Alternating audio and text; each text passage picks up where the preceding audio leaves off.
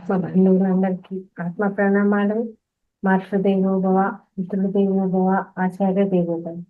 మనకు ఇంత చక్కటి జ్ఞానాన్ని అందించిన బ్రహ్మర్షి పితామహ పత్రిజీ గారికి, రమణ మహర్షుల వారికి, మహావతార్ బాబా గారికి, సమస్త గురుమండలానికి, ఈ భూమాతకు, ప్రకృతి మాతకు, విశ్వానికి అందరికీ కూడా ఆత్మ నమస్కారాలు. ఈ జూమ్ సెషన్ అందించిన రంగనాథ్ సార్ గారికి ఆత్మ నమస్కారాలు. మహావతార్ ఫౌండేషన్ లో 365 సెషన్ లో 216 క్లాస్ అందరికీ స్వాగతం. మాస్టర్స్ ధ్యాన మహాయజ్ఞం గురించి సారు మనకు చర్చ చేయడం జరిగింది. అలాగే ప్రతి ఒక్కరు కూడా కాల్స్ చేయాలని, ప్రచారం చేయాలని, ముందుకు రావాలని చెప్పడం జరుగుతుంది. ఎవరైనా ఇంట్రెస్ట్ ఉన్న వాళ్ళు కాల్స్ మనం మెంబర్స్ కాల్స్ చేయాలి కదా, దానికోసం ముందుకు రండి, మీ యొక్క నంబర్స్ ఇవ్వండి. అలాగే ముమ్మరంగా ప్రచారం, హైదరాబాద్ చుట్టుపక్కల ప్రాంతాల్లో ఉన్న వాళ్ళు ముమ్మరంగా ప్రచారం చేయాలని కోరుకుంటున్నామండి. అలాగే ధ్యాన మహాయజ్ఞానికి ఎవరైతే డొనేషన్స్ ఇవ్వలేదు, అన్నదానానికి మీకు వీలైనంత డొనేషన్స్ ఇవ్వవలసిందిగా కూడా కోరుకుంటున్నాము. ఇంత అద్భుతమైన ధ్యాన మహాయజ్ఞము అద్భుతంగా జరిగిందని సంకల్పం చేసుకుంటూ అందరం కూడా చక్కగా ధ్యానం చేసుకున్నాము. ఆ తర్వాత మనకు ఓం ప్రకాష్ సార్ గారి ద్వారానే ఆత్మజ్ఞానాన్ని పొందుతాము. అందరూ కూడా ఒక గ్లాస్ మంచినీళ్ళు తీసుకొని చక్కగా స్థిర సుఖాసనంలో కూర్చొని వేలలో వేలు వేసుకొని, పిరమిడ్ ఉన్నవాళ్ళు పిరమిడ్ పెట్టుకొని ధ్యాన ముద్రలో కూర్చుంటాయి, మెడిటేషన్ చేసుకున్నాను. నమస్తే సార్ ఓం ప్రకాశం గారు. నమస్తే సార్, మెడిటేషన్ స్టార్ట్ చేస్తారా? షూర్ చేస్తాం. అది వీడియో ఆడియో ఇస్తా అన్నారు, చేశారు? అది ప్రోగ్రామ్ గురించి ఎవరెవరు వస్తున్నారు అనేది ఏం ఆడియో సార్? అర్థం కాలేదు. ఆడియో ఇస్తా అన్నారు కదా, audio recording Raghavayya sir prepare చేస్తారు. అది చేస్తే మనకి అందరికి పెట్టొచ్చు మనం. సార్ రాఘవయ్య సార్ చేయిస్తాను సార్, ఆ పనిలోనే ఉన్నారు. అందరు అడుగుతున్నారు అందరూ. అవునా సార్? Okay sir. ఎవరెవరు ఎక్స్పర్ట్స్ వస్తున్నారు అనేది మనం వాళ్ళకి చెప్పేస్తే ఇంకొందరు వస్తారు. ఎస్ సార్, పంపించేస్తాం సార్. రాఘవయ్య సార్ ఆ ప్రిపరేషన్ లోనే ఉన్నారు, రాగానే పంపించేస్తాం. Yes sir. సరే, మనం స్టార్ట్ చేద్దాము. నాకు అవకాశం ఇచ్చిన అవతార్ బాబాజీ ఫౌండేషన్కి, రంగనాథ్ గారికి, మీకు పాల్గొనే సభ్యులందరికీ ఆత్మీయ ప్రణామాలు. మనం ఫస్ట్ అవతార్ బాబాజీని ప్రధానం గురించి పత్రిజీ గారు చైతన్యంతో అనుసంధానం మనం ధ్యానం స్టార్ట్ చేద్దాం. ధ్యానం సంకల్పం లలిత గారు చెప్పినట్టుగా ధ్యానం సంగీత జ్ఞానం కదిలితే మనకు అద్భుతంగా జరుగుతుందని ఆశిస్తూ ఎక్కువగా అందరూ పాల్గొంటారని కోరుకుంటూ ధ్యానం స్టార్ట్ చేద్దాం.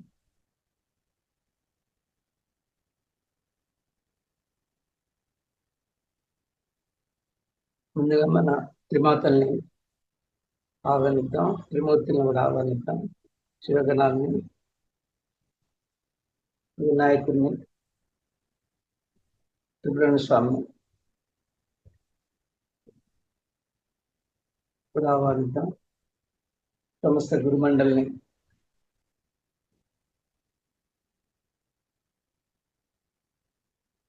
దత్తాత్రేయం, విష్ణు సరస్వతిని, శ్రీపాద వల్లభుని, అక్కల్కోట స్వామిని,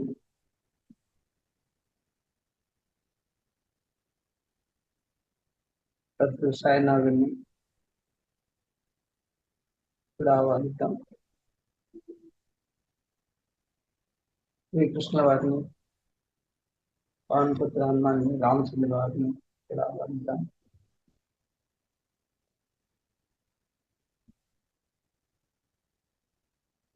ఇరవై 24 ఆర్కేంజల్స్ కూడా ఆహ్వానిద్దాం. 27 నక్షత్ర వాసులు కూడా ఆహ్వానిద్దాం.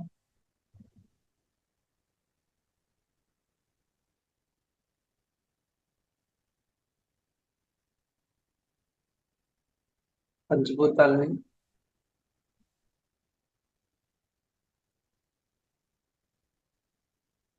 అదే సామ్రాజ్యాన్ని, నృత్య సామ్రాజ్యాన్ని, భూచరాల్ని, తదితరాలని, పాముల్ని,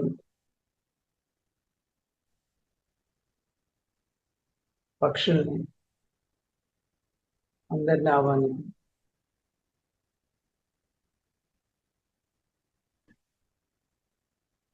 మీ మీ మీ యొక్క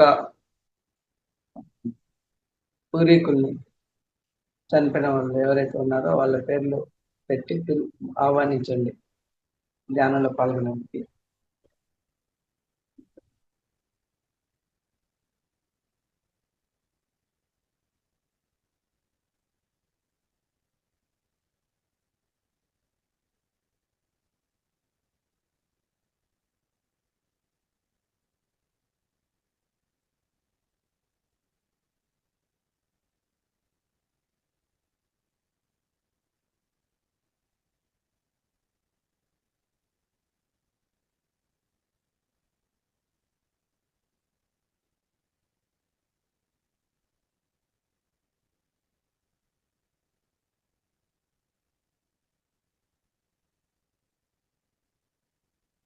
కుటుంబ సభ్యుల్ని కూడా ఆహ్వానించండి.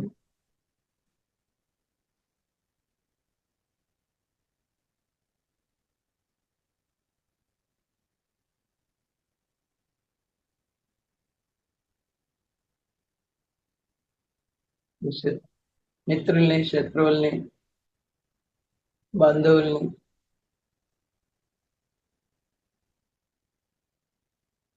పుట్టిన పేర్లతో ఆహ్వానించండి.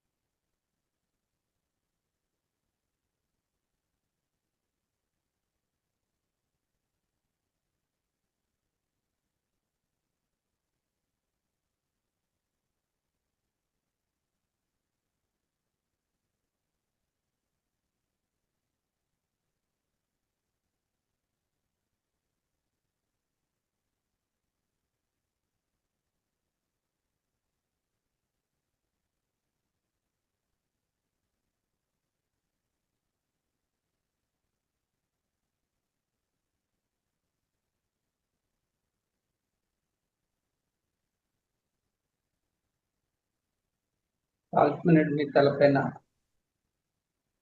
పర్మనెంట్ గా పాముని ఉంచుకుంది.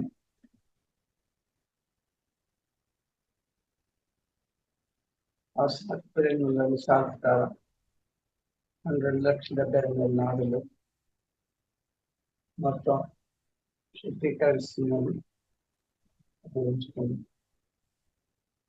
నాడులో ఉన్న నెగిటివ్ మొత్తం దాంతోనే కాంతి రూపంలో బయటకు వెళ్తుంది. నాడు సంపూర్ణంగా క్లీన్ అవుతుంది.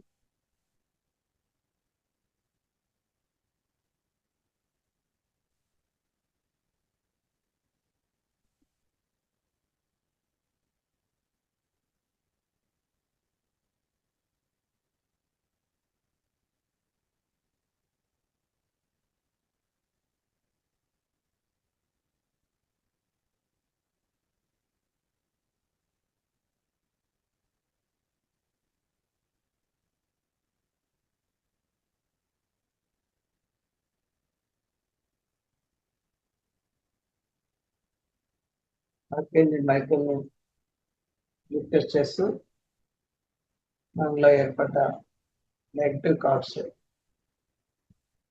అన్నిటిని తన ఖడ్గంతో మొత్తం కట్ చేసి క్లీన్ చేయమని కోరుతున్నాం.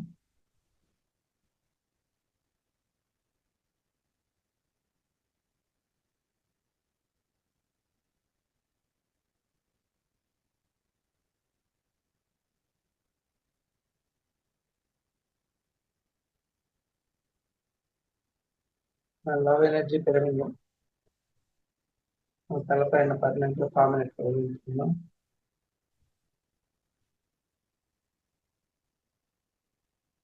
యూనివర్స్ నుంచి లవ్ ఎనర్జీ పిరమిడ్ ద్వారా లవ్ ఎనర్జీ పిరమిడ్ ద్వారా లోనికి వస్తున్నట్టుగా బ్రహ్మరంధ్రం ద్వారా లోనికి మొత్తం 2,84,000 లవ్ ఎనర్జీతో ఉంటాం.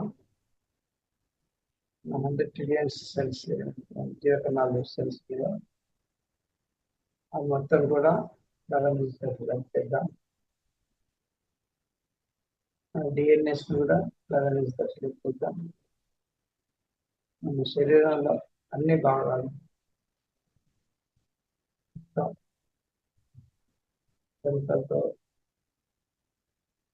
తర్వాత మనకి ఇబ్బంది ఉన్న అవయవాలు కూడా అన్ని చేద్దాం.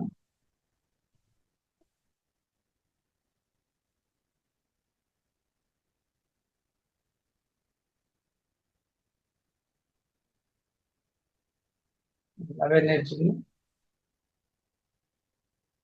మన కుటుంబ సభ్యులకి పంపించండి.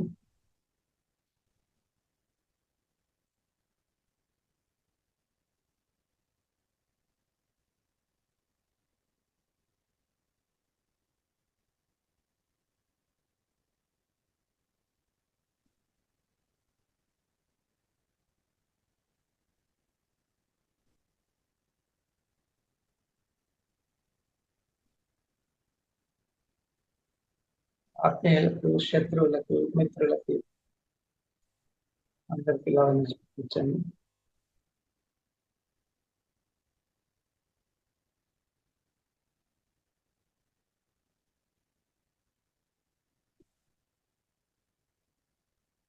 పితృవర్గానికి కూడా పంపించండి లవ్ ఎనర్జీ.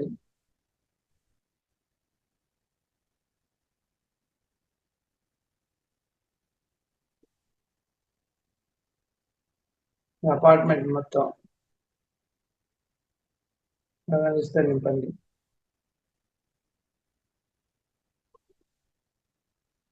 మీ క్యాంపస్ మిగతా అపార్ట్మెంట్ అన్నిటి కూడా గమనిస్తే నింపండి.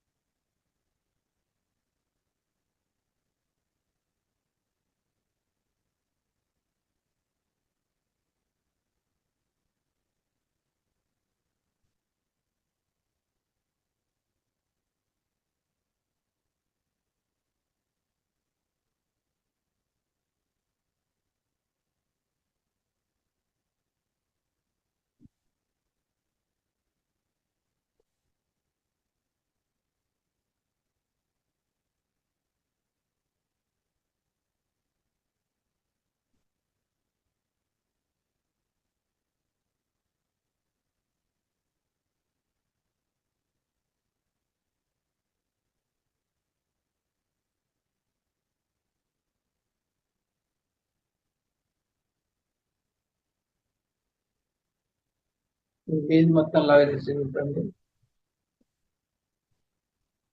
ఏరియా, ఈ పట్టణం,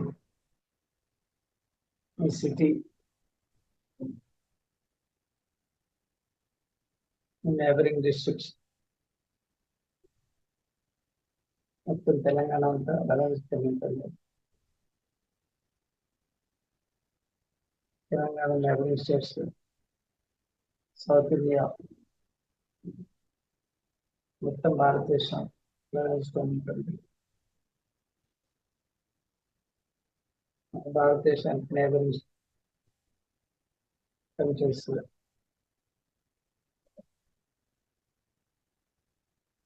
ఏషియా ఖండం,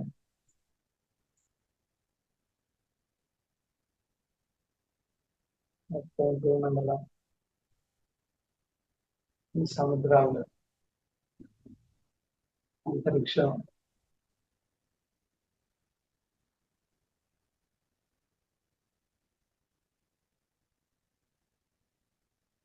పంచభూతాలు,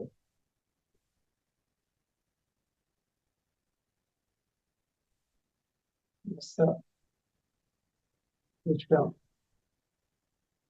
మొత్తం విద్యాన్ని ఉంటుంది.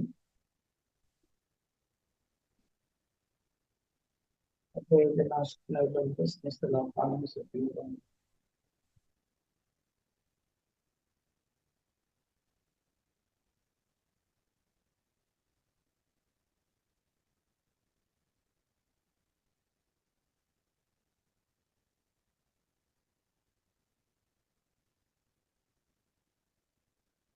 ఒకవేళ నేను చెప్పాను పిరమిడ్ కూడా పర్మనెంట్ గా మీ తలపైన ఫామ్ అయినట్టుగా ఊహించుకోండి.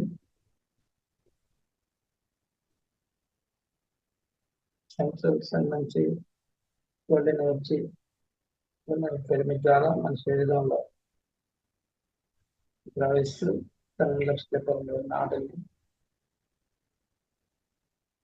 నాడి మండలంతో పాటు అందులో ఉన్న సమస్య జీవితాన్ని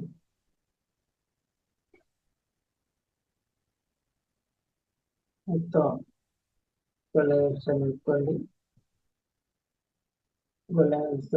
శరీరం మొత్తం గ్లోయింగ్ ఉపయోగించుకోండి. మన ఆరోగ్యం మొత్తం కూడా గోల్డెన్ పెరుగుతుంది.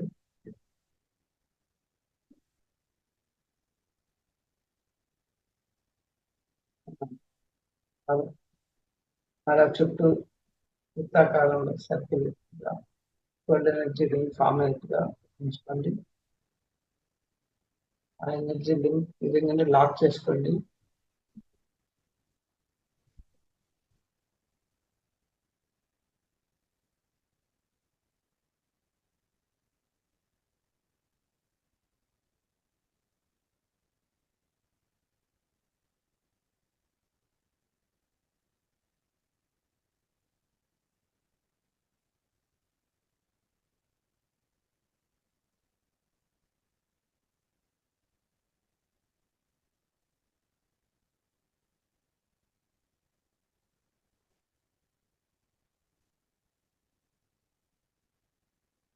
ఎక్కడైతే ఇబ్బందిగా ఆర్గన్స్ కానీ కాళ్ళు కానీ మెడ కానీ నొప్పి కానీ ఎక్కడైనా ఉంటాయి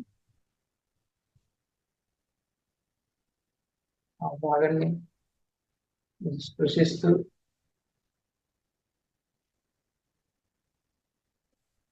చెప్పండి, I'm sorry, please forgive, thank you very much and I love you.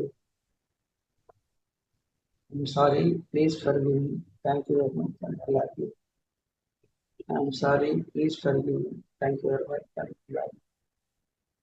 I'm sorry, please forgive me, thank you very much and I love you. I'm sorry, please forgive me. Thank you very much. I love you.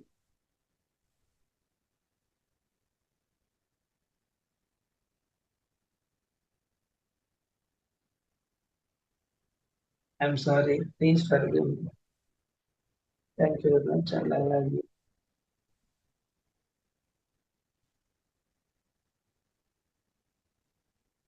I'm sorry, please forgive me. Thank you very much and I love you.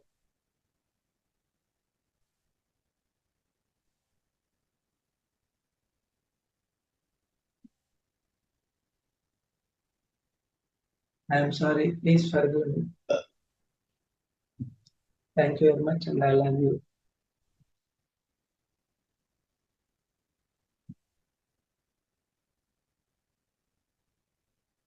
I'm sorry, please forgive me. Thank you very much and I love you.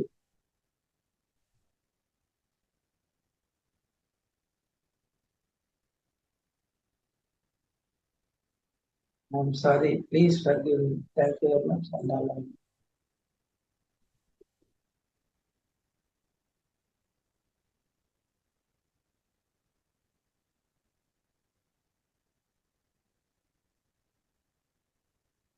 ఈ సహస్రాల నుంచి ఆలిపోతున్నాను అంటే శరీరాన్ని మొత్తం ప్రేమిస్తూ నేను మొత్తం అంగాల్ని నీ 7 శరీరాలని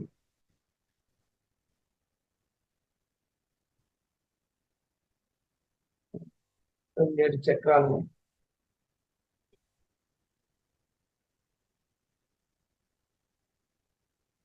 శరీరంలో ఉన్న మొత్తం నాడి మండలాన్ని అస్థికల్ని మజిల్స్ ని ఆర్గన్స్ ని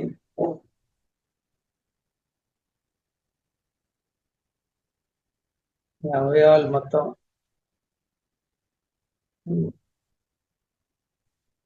జ్ఞానేంద్రియాలు కర్మేంద్రియాలను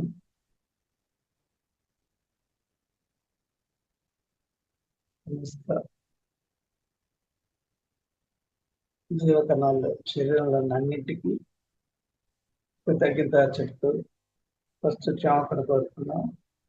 I'm sorry, please forgive me. Thank you very much and I love you. I'm sorry, please forgive me. Thank you very much and I love you. I'm sorry, please forgive me. Thank you very much and I love you. I'm sorry, please forgive me. Thank you very much and I love you. I'm sorry, please forgive me. Thank you very much and I love you. I'm sorry, please forgive me. Thank you very much and I love you.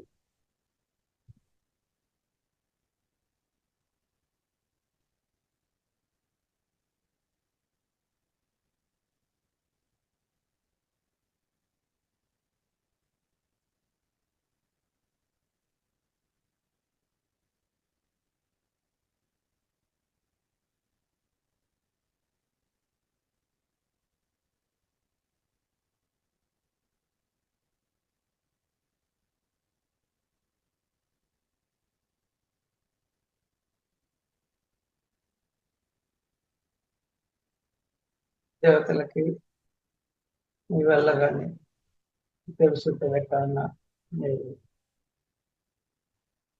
వాళ్ళని comment చేసినా లేకపోతే తప్పులు చేసినా క్షమించమని కోరుతుంది.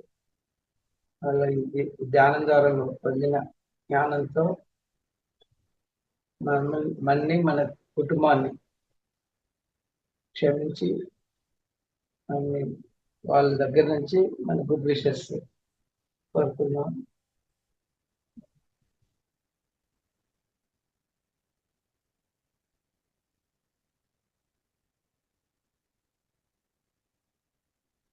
పుత్రులు సంతోషంగా ఉన్నట్టే కుటుంబంలో ఆటంకాలు లేకుండా అభివృద్ధి వంశపారంపర్యంగా జరుగుతుంది కాబట్టి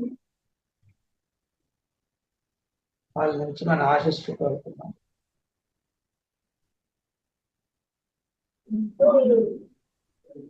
చివరి 5 నిమిషాలు.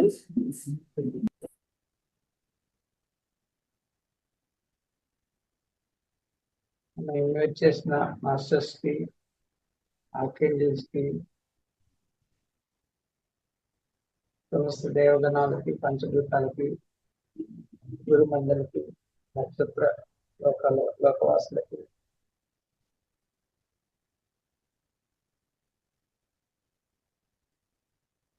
ఈ ధ్యానంలో పాల్గొన్నందుకు మనం వాళ్ళ కృతజ్ఞతలు ధన్యవాదాలు చెప్తాము. Thank you very much, thank you very much, thank you very much, thank you very much, thank you. మొత్తం పంచభూతాలకి, మినరల్ కింగ్డమ్ కి, ప్లాంట్ కింగ్డమ్ కి, యానిమల్ కింగ్డమ్ కి,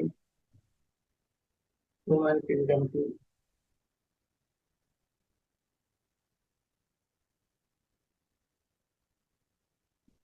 కృతజ్ఞతలు. మన వల్ల ఏమైనా ఈ జన్మలో కానీ గత జన్మలో కానీ తెలిసి తెలియక కానీ చేసిన తప్పులన్నీ వాళ్ళు పొందిన జ్ఞానంతో మనం క్షమించాలని కోరుతున్నాం. జ్ఞాపకం కోరుకునే ముందు అలాంటి తప్పులు చేయకుండా ఉంటాము. పశ్చాత్తాపం చెందుతున్నాం, ఇలాంటి తప్పులు చేసుకుంటున్నాం. దయచేసి మనం క్షమించండి. ఇంతకుముందు అలాంటి తప్పులు చేయము, పరివర్తన చెందుతున్నాము. పశ్చాత్తాపం చెంది ప్రాయశ్చిత్తం కూడా చేసుకుంటున్నాం.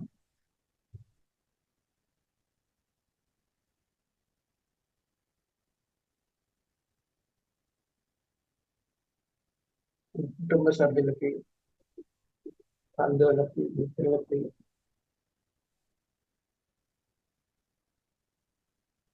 శత్రువులకి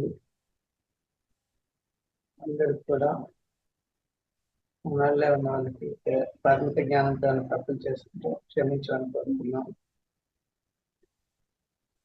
వాళ్ళే తప్పులు చేసినా మనం క్షమిద్దాం. ముందు జరిగిన సంఘటనని మనం క్యారీ చేయకుండా ఇక్కడే వదిలేద్దాం.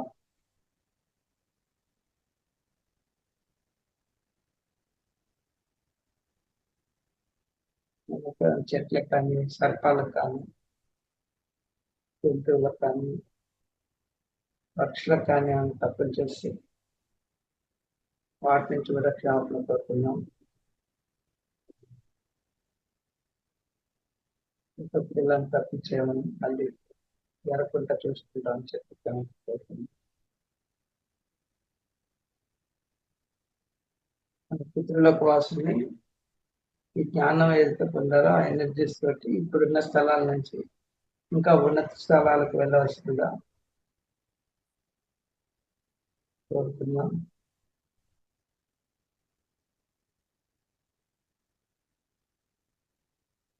ఉన్నత లోకాలకు వెళ్ళవలసిందిగా కోరుతున్నాం.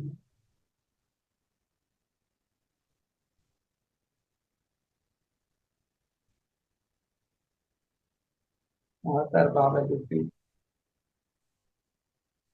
గురుజీకి, పత్రిక మహారాజ్ ఈ చైతన్యంతో మన ధ్యానం అనుసంధానమైన కృతజ్ఞతలు చెబుతున్నాం. Thank you.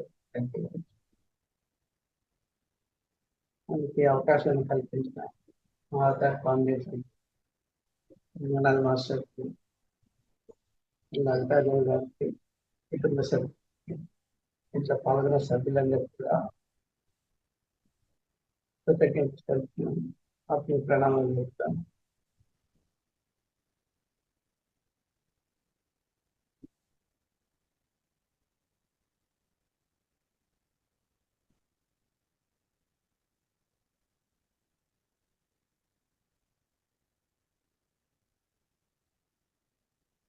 చేతులు విప్పకుండా మీ రెండు కళ్ళ పైన పెట్టుకోండి.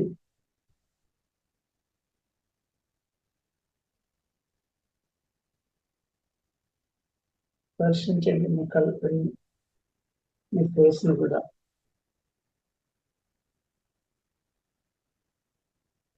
5, 4, 3, 2, 1, 0. ఇప్పుడు చేతులు వదిలేసి కళ్ళు, ముఖాన్ని అంతటా స్పృశించండి. ఎక్కడైతే ఇబ్బందిగా ఉందో అక్కడ కూడా స్పృశించండి.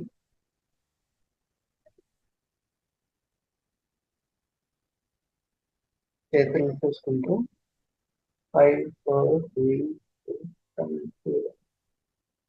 చిరునవ్వుతో కళ్ళు ఓపెన్ చేసి చేతులకి చూడండి.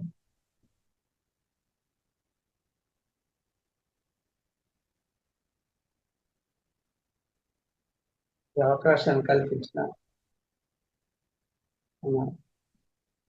ఎన్ఎఫ్ఎన్కి అందరికీ క్లాప్స్ తో మన ధన్యవాదాలు తెలుపుతాం.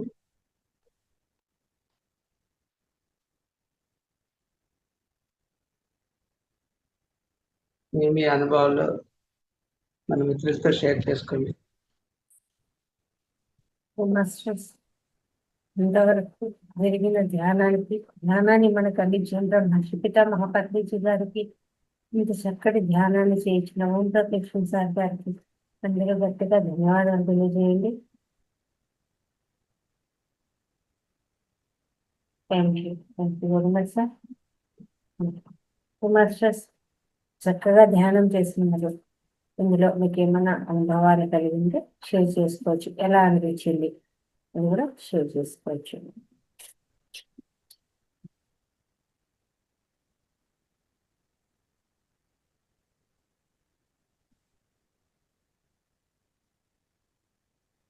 అందరూ పక్కన నీళ్ళు పెట్టుకోనంటే ఆ నీళ్లు తాగండి. ఇంతవరకు మెడిటేషన్ అద్భుతంగా జరిగింది కాబట్టి ఆ మెడిటేషన్ ఎనర్జీస్ ఆ వాటర్ లో ఖచ్చితంగా వెళ్తాయి కాబట్టి అందుకే పక్కన నీళ్లు పెట్టుకొని ఆ నీళ్లు తాగమని చెప్తామన్నమాట.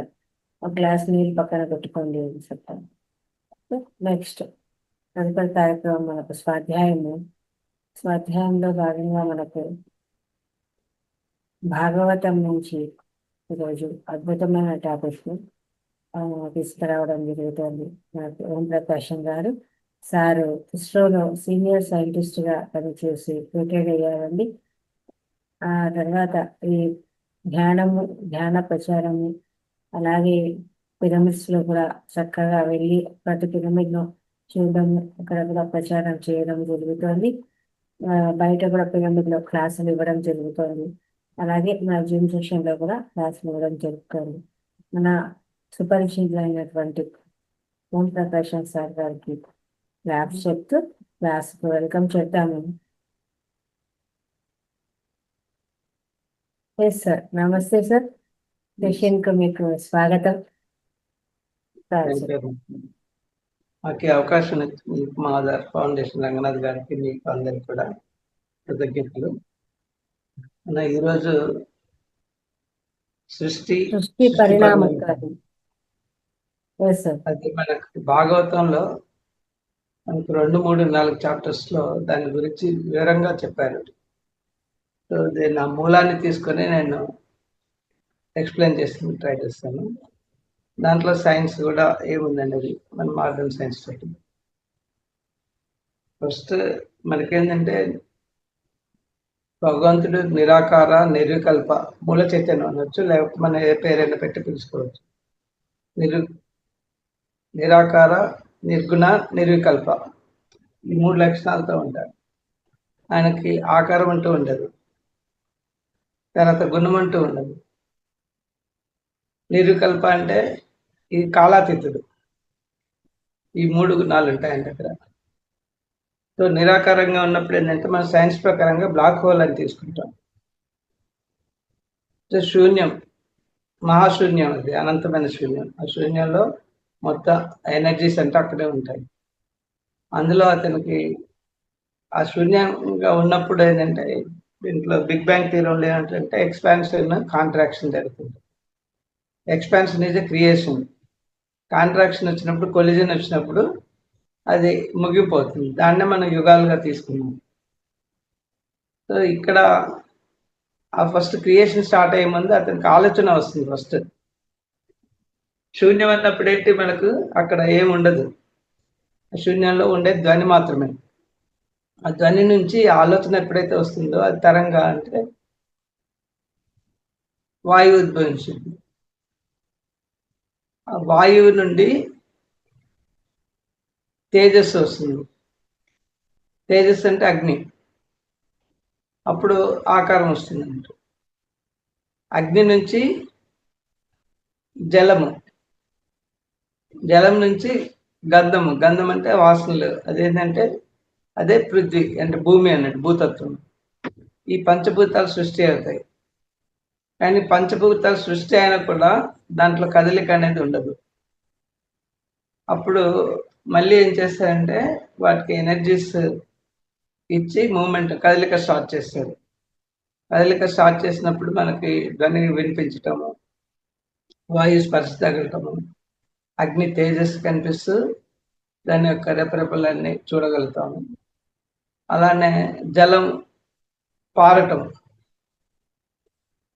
ఆ తర్వాత ఈ భూమి వచ్చింది కదా, భూమి నుంచి ఏంటంటే అప్పుడు ఫర్దర్గా క్రియేషన్ చేసేందుకు మూల చైతన్యం నుంచి మన భాగవతం ప్రకారం ఏంటంటే క్షీర సముద్రంలో పద్మనాభ రూపంలో ఉంటారు ఆయన. అంటే నాభి నుంచి ఒక కమలం సృష్టించబడుతుంది. ఆ కమలం లోపల బ్రహ్మను సృష్టిస్తాడు. బ్రహ్మను సృష్టించి ఆ బ్రహ్మ దాంట్లో ఉన్నప్పుడు తనకి మెలకు వచ్చి చూసినప్పుడు చుట్టూ ఏమి కనిపించదు. అతను ఏం చేస్తాడంటే ఎటు చూసినా ఏం కనిపించదు. అతను ఒక విధంగా ఏంటంటే భావన కలుగుతుంది, ఏంటి నేను ఇలా ఉన్నానని ఉద్దేశంతో కలిగి ఏం చేయాలని ఆలోచిస్తూ ఉంటాడు. చేసినప్పుడు అప్పుడు అతనికి శబ్దం వినిపిస్తుంది, తప తప అని, అంటే తపస్సు చేయమని. ఆయన తపస్సు చేసినప్పుడు ఏంటంటే దాంట్లో శక్తి పెరుగుతుంది కదా, తపస్సు చేసినప్పుడు మనం ధ్యానం చేసినప్పుడు. ఆ విధంగా తనకు శక్తి కలిగిన తర్వాత అప్పుడు ఆ తపోబలంతో చుట్టూ చూసాడు. ఆ పద్మాన్ని చుట్టూ చూసినప్పుడు అతనికి ఈ పద్మనాభ రూపంలో శ్రీ మహావిష్ణు కనిపిస్తారు. ఆ శ్రీ మహావిష్ణు కనిపించిన తర్వాత అతని స్వరూపాన్ని అవన్నీ చూసి ఆ వైకుంఠంలో ఉన్న ఆయన చూసేసి భక్తిభావంతో చాలా ఇంప్రెస్ అయిపోతారు. ఆ స్వర్గాన్ని అదంతా చూసి అప్పుడు అడుగుతారంటే, నేనేం చేయాలి నాకు అర్థం కావట్లేదు, సృష్టి అన్నారు కదా, సృష్టి ఎలా చేయాలో నాకు తెలియట్లేదు అని అడుగుతాడు శ్రీ మహావిష్ణు. అడిగినప్పుడు శ్రీ మహావిష్ణు చెప్తాడు ఎలా సృష్టి చేయాలనేది. అప్పుడు సృష్టి చేస్తున్నప్పుడు చెప్పిన తర్వాత ఏం చేస్తాడంటే తన మానస నుండి వీళ్ళని శనక సందనాథులు అని ఒక 5 ఋషులు ఉంటారు కదా, వాళ్ళని సృష్టిస్తాడు. సృష్టించిన తర్వాత అంటే మనసులో సంకల్పంతో వాళ్ళు సృష్టించిన తర్వాత వాళ్ళని సృష్టి చేయమంటారు. సృష్టి చేయమన్నప్పుడు వాళ్ళు ఏం చేస్తారు, ఈయన మాట వినుకుంటూ వెళ్ళి శ్రీ మహావిష్ణు దగ్గరికి వెళ్తారు. ఆయన భక్తులుగా అక్కడ ఉంటారు. ఉన్నప్పుడు అప్పుడు ఏం చేయాలి, ఈయన కోపం వస్తుంది కానీ ఏం చేయలేడు. ఆ తర్వాత ఏం చేస్తాడంటే ఇప్పుడు మళ్ళీ ఆయన కోపం నుంచి రుద్రుడు సృష్టి అవుతాడు. ఆ తర్వాత ఈ మన ఇవి ఉంటాయి కదా అరిషడ్ వర్గాలు, అవి కూడా సృష్టింపడతాయి. అంటే కోపం నుంచి ఇది మనకి కృష్ణ అంటే కామ క్రోధ లోభ మద మాశ్చర్యాలు అంటారు కదా, ఆ మొత్తం 6 అరిషడ్ వర్గాలు సృష్టింపడతాయి. ఆ తర్వాత అరిషడ్ వర్గాల నుంచి అప్పుడు ఆ గుణాలు ఉండే క్రియేచర్స్ ఉంటే రాక్షసులు వాళ్ళంతా సృష్టింపడతారు. ఇంకా అప్పుడు అతనికి ఏం చేయాలో అర్థం కాదండి, ఎందుకంటే దాంట్లో ఇంకా మొత్తం సృష్టి అంతా ఇక్కడ ఆపేస్తారు. ఆపించిన తర్వాత మళ్ళీ తపస్సు చేస్తారు. తపస్సు చేసినప్పుడు ఆయనకు ఆ సంతోషమైన ఇది ఎనర్జీస్ వచ్చిన తర్వాత అప్పుడు ఈ దేవతల్ని సృష్టిస్తారు, దేవగణాల్ని, ఋషుల్ని. ఆ ఋషుల్ని సృష్టించిన తర్వాత ఋషుల ద్వారా అప్పటికి ఆయనకి సాటిస్ఫాక్షన్ ఉండదు. ఎందుకంటే ఇదంతా మానస రూపంలో, అంటే అక్కడ మీకు స్త్రీ రూపం అనేది లేదు కదా, ఓన్లీ మనసుతోటి కొందరిని తన అవయవాల ద్వారా తొడల నుంచి కొందరిని, తర్వాత భుజాల నుంచి కొందరిని, ఇలా ఈ విధంగా అన్ని చేస్తూ ఉంటాడు. అలా చేస్తున్నప్పుడు అతనికి అక్కడ సాటిస్ఫాక్షన్ రానప్పుడు ఆ సాటిస్ఫాక్షన్ కోసం ఏం చేస్తుందంటే తనే 2 భాగాలుగా డివైడ్ అయిపోతాడు.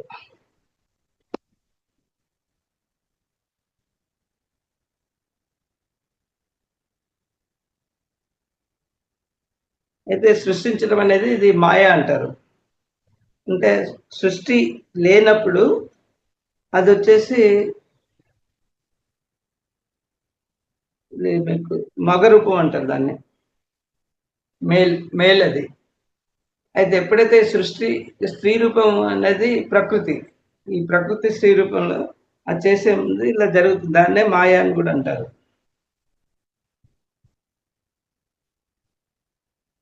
ఆ తర్వాత తన దగ్గర నుంచి ఆ మొత్తం వేదాలు, దేవతలు, లోకాలు, రాజశ్రీ అశ్వమేధ వాజపేయిలు అన్ని ఆ నారాయణతే, అంటే నారాయణ ద్వారా ఇతను మన బ్రహ్మ ద్వారా బయటకు వస్తాయన్నట్టు.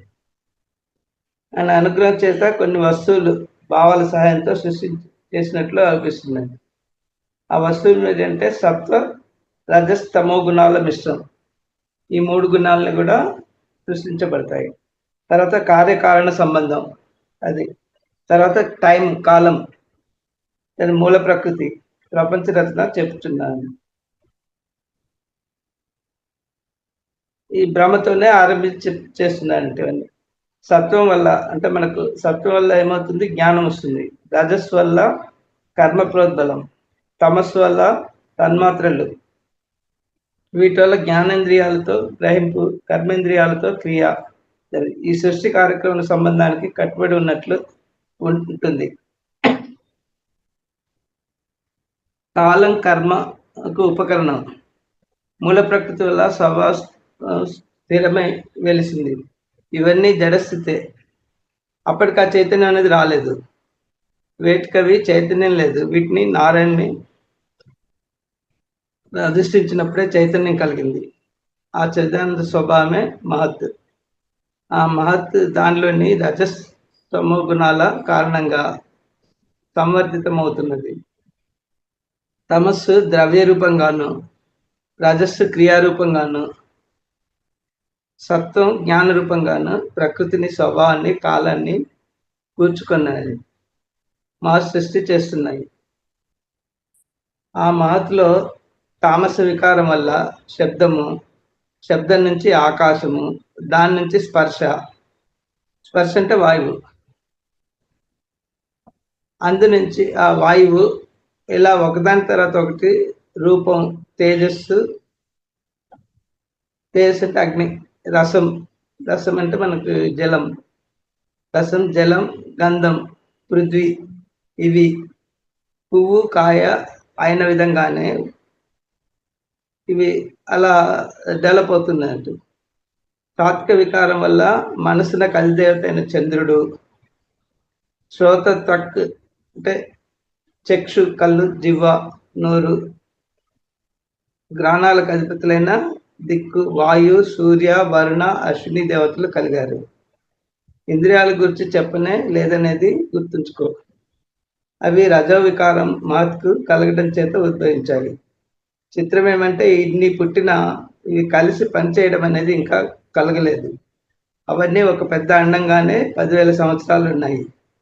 అప్పుడు నారాయణుడు వాటి యందు జీవయుక్తమై ఉండేటట్లు అనుగ్రహించాడు. అందుకని ద్రవ్యంలో నిశ్చిత లక్షణాలు వచ్చినాయి. నీరు రసయుక్తమైంది, ప్రవహించింది.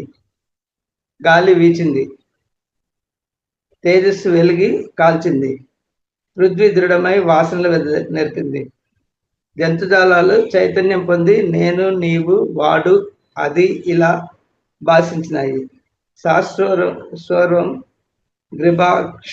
గ్రిబాయం వృక్ష శాస్త్రాసన శీర్షవాన్ అయినాడు. ఆ భగవానుడే ఈ స్వరాన్ని కలిగిన విరాట్, లోకాలు, వర్ణస్సులు, ఛందస్సులు అన్నీ ఆయన శరీరంలోనే ఉన్నాయన్నట్టు. మనస్సు, ప్రాణాలు ఆయన నాసికలు. నాసిక ద్వారా మనకు ప్రాణశక్తి అవన్నీ కలుగుతాయి అన్నట్టు. కాంతి, సూర్యుడు ఆయన కళ్ళు. అంటే విరాట్ పురుషుని వీళ్ళు ఇక్కడ వర్ణన చేస్తున్నారు. సూర్యుడు వాళ్ళని కళ్ళని, చెట్లను రోమాలుగాను, ధర్మం, అధర్మను, జ్ఞానం, అజ్ఞానం ఆయన ముందు వెనక భాగాలుగాను, గంధర్వులు, విద్యాధరులు, ఉరుములుగాను, భూత భవిష్యత్తులు ఆయనలోనివే. యజ్ఞ పాత్రలు, ఔషధులు, నెయ్యి, తేనె, బంగారం, మంత్రాలు, దక్షిణలు అన్ని ఆయనలోనివే. ఆయన నాగపద్మంలో జనించి నేను వచ్చాను. ఇది బ్రహ్మ చెప్తున్నాడు ఇవన్నీ. అలా వచ్చి ఆయన శరీరంలో ఇవన్నీ ఉండటం చూశాను. ఎన్నో ఏండ్ల తర్వాత సర్వ సృష్టిని ఇలా విరాట్ రూపమైంది. ఇందాక నేను చెప్పింది ఇది దీంట్లో అన్నట్టు. నారాయణుడు మొదట్లో ఏంటంటే నిర్గుణుడు. సృష్టి కోసం త్రిగుణాలను గ్రహించాడు. అవి ఆయన అప్పుడు చేసిన ఊహఫలాలు. ఆయనకు వేరే ఉన్నవి కావు. నేను సృష్టించడానికి ఏర్పడిన అనిపించినట్లే ఈ ప్రపంచంలో ఇచ్ఛా, క్రియ, జ్ఞానశక్తులు విస్ఫురణం ఒక ప్రత్యేక ప్రతిపత్తి కలిగి ఉన్నదనిపించింది. అదే పరాశక్తి అంటాం. ఆ తల్లి మనోబుద్ధులకు అందింది. అంత త్వరగా ఆ పరమాత్మకు ఎలా అందేది? పరమాత్మకు పరాశక్తికి తేడా లేదు. నిజానికి పరాశక్తి అంటే ఇప్పుడు మన ఉన్న సృష్టి స్త్రీతత్వం, అది పరమాత్మ వచ్చేసి పురుషతత్వం. నిజానికి పరమేశ్వరుడు అంటే వేరేనది ఏది లేదు. ఆ పరమాత్మను భక్తి ద్వేకాలతో హృదయపూర్వకంగా ధ్యానం చేశాం. బ్రహ్మ చెప్తున్నాడు కనుక నా వాక్కు అసత్యం కాదు, నా మనస్సు అసత్య సంచారం కలది కాదు, నా ఇంద్రియాలు ఆ సత్పథంలోనే చరించవు. నేనే కాదు, శంకరుడు, విష్ణువు, నీవు, ప్రజాపతులు అంతా ఆ నారాయణ స్వరూపాంశాలు. అలాగే గంధర్వులు, విద్యాధరులు, మునులు, ఆర్యముడు, ప్రహ్లాదాదులు ఎక్కడెక్కడ ఏ శ్రేష్ఠత ఉన్నదో ఆ శ్రేష్ఠత అంతా నారాయణుడే. దాన్ని ఎక్కడైనా ఇంద్రియాల ద్వారా గ్రహిస్తే ఆయన ధరికి చేరవచ్చు. ఆయన అవతార బ్రహ్మ పుట్టిన తర్వాత ఇంకా దాంట్లో తత్వాలు 25 తత్వాలు అవన్నీ పుట్టాయంట. ఆ తత్వాల కూడా జీవుని చూసి జీవుడు అనుకున్నాక పరమాత్మ అనుకోవటం ఎలాగో బ్రహ్మ తెలుసుకుంటున్నాడు. పరమహంసులు అలా చేయగలరు. సర్వ సమయాల్లోనూ వారు ఆయనకు నమస్కరించేలాగే వైకుంఠుడు బ్రహ్మను ఆదరించి ఆయనతో మాట్లాడుతున్నారు. నీవు నా స్వరూపమే, సృష్టి సంకల్పం నాదే, నిన్ను తపస్సు చేయమనేది నేనే, నా తపస్సుతోనే చూడు ఈ వైకుంఠాన్ని సృష్టించాను, రక్షిస్తాను, సంహరిస్తాను. ఇదే సృష్టి స్థితి ప్రళయాల వరవడి. అది జరుగుతుంది సైక్లిక్ రూపంలో. అంటే మీకు ఎక్స్పాన్షన్, కంట్రాక్షన్ వచ్చినప్పుడు కొలెప్స్ అయిపోయి మళ్ళీ నెక్స్ట్ యుగం స్టార్ట్ అయినప్పుడు మళ్ళీ స్టార్ట్ అవుతాయి. సూక్ష్మ రూపం నుండి నాకు ఇంతవరకు అవుపడిన వాడవి ఉన్నావు, ఇప్పుడు అవుపడుతున్నావు. సాలెపురుగు నోటి నుంచి వచ్చిన గాలే ఇల్లై బ్రతుకు తీరువై నశించడానికి వీలే ఉంటున్నది. బుద్ధి లేదా ఆలోచన అనే స్థితిలో ఉండే నీవే ఇలా ఇన్ని తత్వాలై ఉన్నావు. బ్రహ్మ చెప్తున్నాడు విష్ణువుకి, అహంకారం, మమకారం వీటి చేత నేను ఆవరింపబడకుండా కాపాడు. నేను స్వతంత్రుడనే ఉత్కాంత అహంకారం పొందకుండా నేను ఉండేటట్లు ఆశీర్వదించు.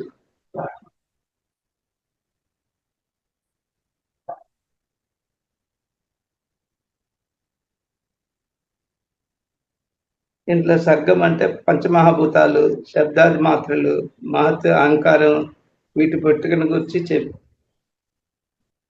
ఇది బ్రహ్మంలో ఉన్నవని తెలపడం అన్నట్టు. విసర్గం అంటే త్రిగుణాల పాలు మార్చుతూ విరాట్ పురుషుని ద్వారా చరాచర సృష్టి ఉత్పత్తి కావడం విసర్గం.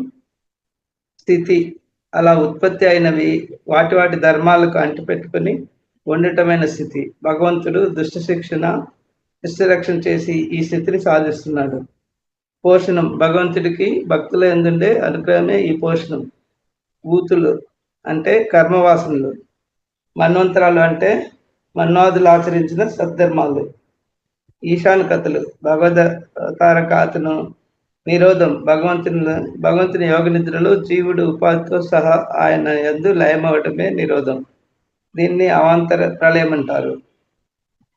ముక్తి ఈ శరీరాదుల్లోనే నేననే భావం వదిలి స్వస్వరూపం పొందటమే. ఎప్పుడైతే నేను అనేది మనం శరీరం కాదు అని ఎప్పుడైతే ఆత్మ అనుకుంటాం కదా, అప్పుడే ఆయనతో లయం అవ్వడం. అది దీన్ని అవాంతర ప్రళయం అంటారు. ముక్తి ఈ శరీరాదుల్లో నేననే భావం వదిలి స్వస్వరూపం పొందడమే. సారూప్యం పొందడమే ముక్తి. భగవదాశ్రమం ఉత్పత్తి స్థితి లేఖములకు ఆశ్రయం అని పేరు. అదే పరమాత్మ. ఈ పదవదానికి పైవన్నీ సహకారాలు. భగవంతుడు ఆ పరమాత్మ విరాట్కి శరీరానికి అధిష్టాత, ఆధ్యాత్మికుడు, ద్రష్ట, జీవుడు కూడా. శరీరమానాన్ని ఆదిదైవికుడున్న సూర్యాదుల రూపంలో ఉన్నవాడన్నమాట. విరాట్ పురుషుడే ఆది భౌతికుడు, భౌతిక దైవం అనుభవించేవాడు, ఆది వృత్తులు తత్వం తెలుసుకుంటున్నవాడు, అతడే ఆత్మ. పురుషుడనబడి ఆ పరమాత్మ నారాయణమూర్తిగా లక్ష్మీ సహితుడైన సముద్ర మధ్యంలో శేషసాయిగా బ్రహ్మకు సాక్షాత్కరించడానికి పూర్వం